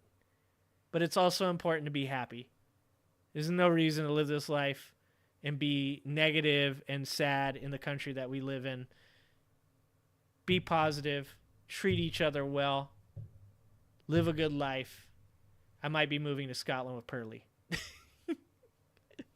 I love you guys. I appreciate you guys. And because I still haven't finished the ending screen, it's going to be amazing when we get that screen up, guys. You guys are going to like the video. You guys are going to like the music I picked for it. We're going to end with Eeny, Meeny, Miny, Mo. You know what? I just can't get away from it. We're going to finish with the Obama speech. I love you guys. I appreciate you guys. I hope you guys have a wonderful Thanksgiving, and I will see you next Wednesday. This election had many firsts and many stories that will be told for generations, but one that's on my mind tonight is about a woman who cast her ballot in Atlanta. She is a lot like the millions of others who stood in line to make their voice heard in this election, except for one thing. Ann Nixon Cooper is 106 years old. She was born just a generation past slavery, a time when there were no cars on the road or planes in the sky, when someone like her couldn't vote for two reasons: because she was a woman and because of the color of her skin. And tonight, I think about all that she's seen throughout her century in America: the heartache and the hope, the struggle and the progress, the times we were told that we can't, and the people who pressed on with that American creed: yes, we can. At a time when women's voices were silenced and their hopes dismissed, she lived to see them stand up and speak out and reach for the ballot: yes, we can. When there was despair in the Dust Bowl and depression across the land, she saw a nation conquer fear itself with a new deal, new jobs, a new sense of common purpose: yes, we can. When the bombs fell on our harbor and tyranny threatened the world, she was there to witness a generation rise to greatness and a democracy was saved: yes, we can. She was there for the buses in Montgomery, the hoses in Birmingham, a bridge in Selma, and a preacher from Atlanta who told the people that we shall overcome: yes, we can. A man touched down on the moon. A wall came down in Berlin. A world was connected by our own science and imagination. And this year, in this election, she touched her finger to a screen and cast her vote. Because after 106 years in America, through the best of times and the darkest of hours, she knows how America can change. Yes, we can. America, we have come so far. We have seen so much, but there's so much more to do. So tonight, let us ask ourselves, if our children should live to see the next century, if my daughters should be so lucky to live as long as Ann Nixon Cooper, what change will they see? What progress will we have made? Power to the people! Power to the people! Power to the people! Obama out.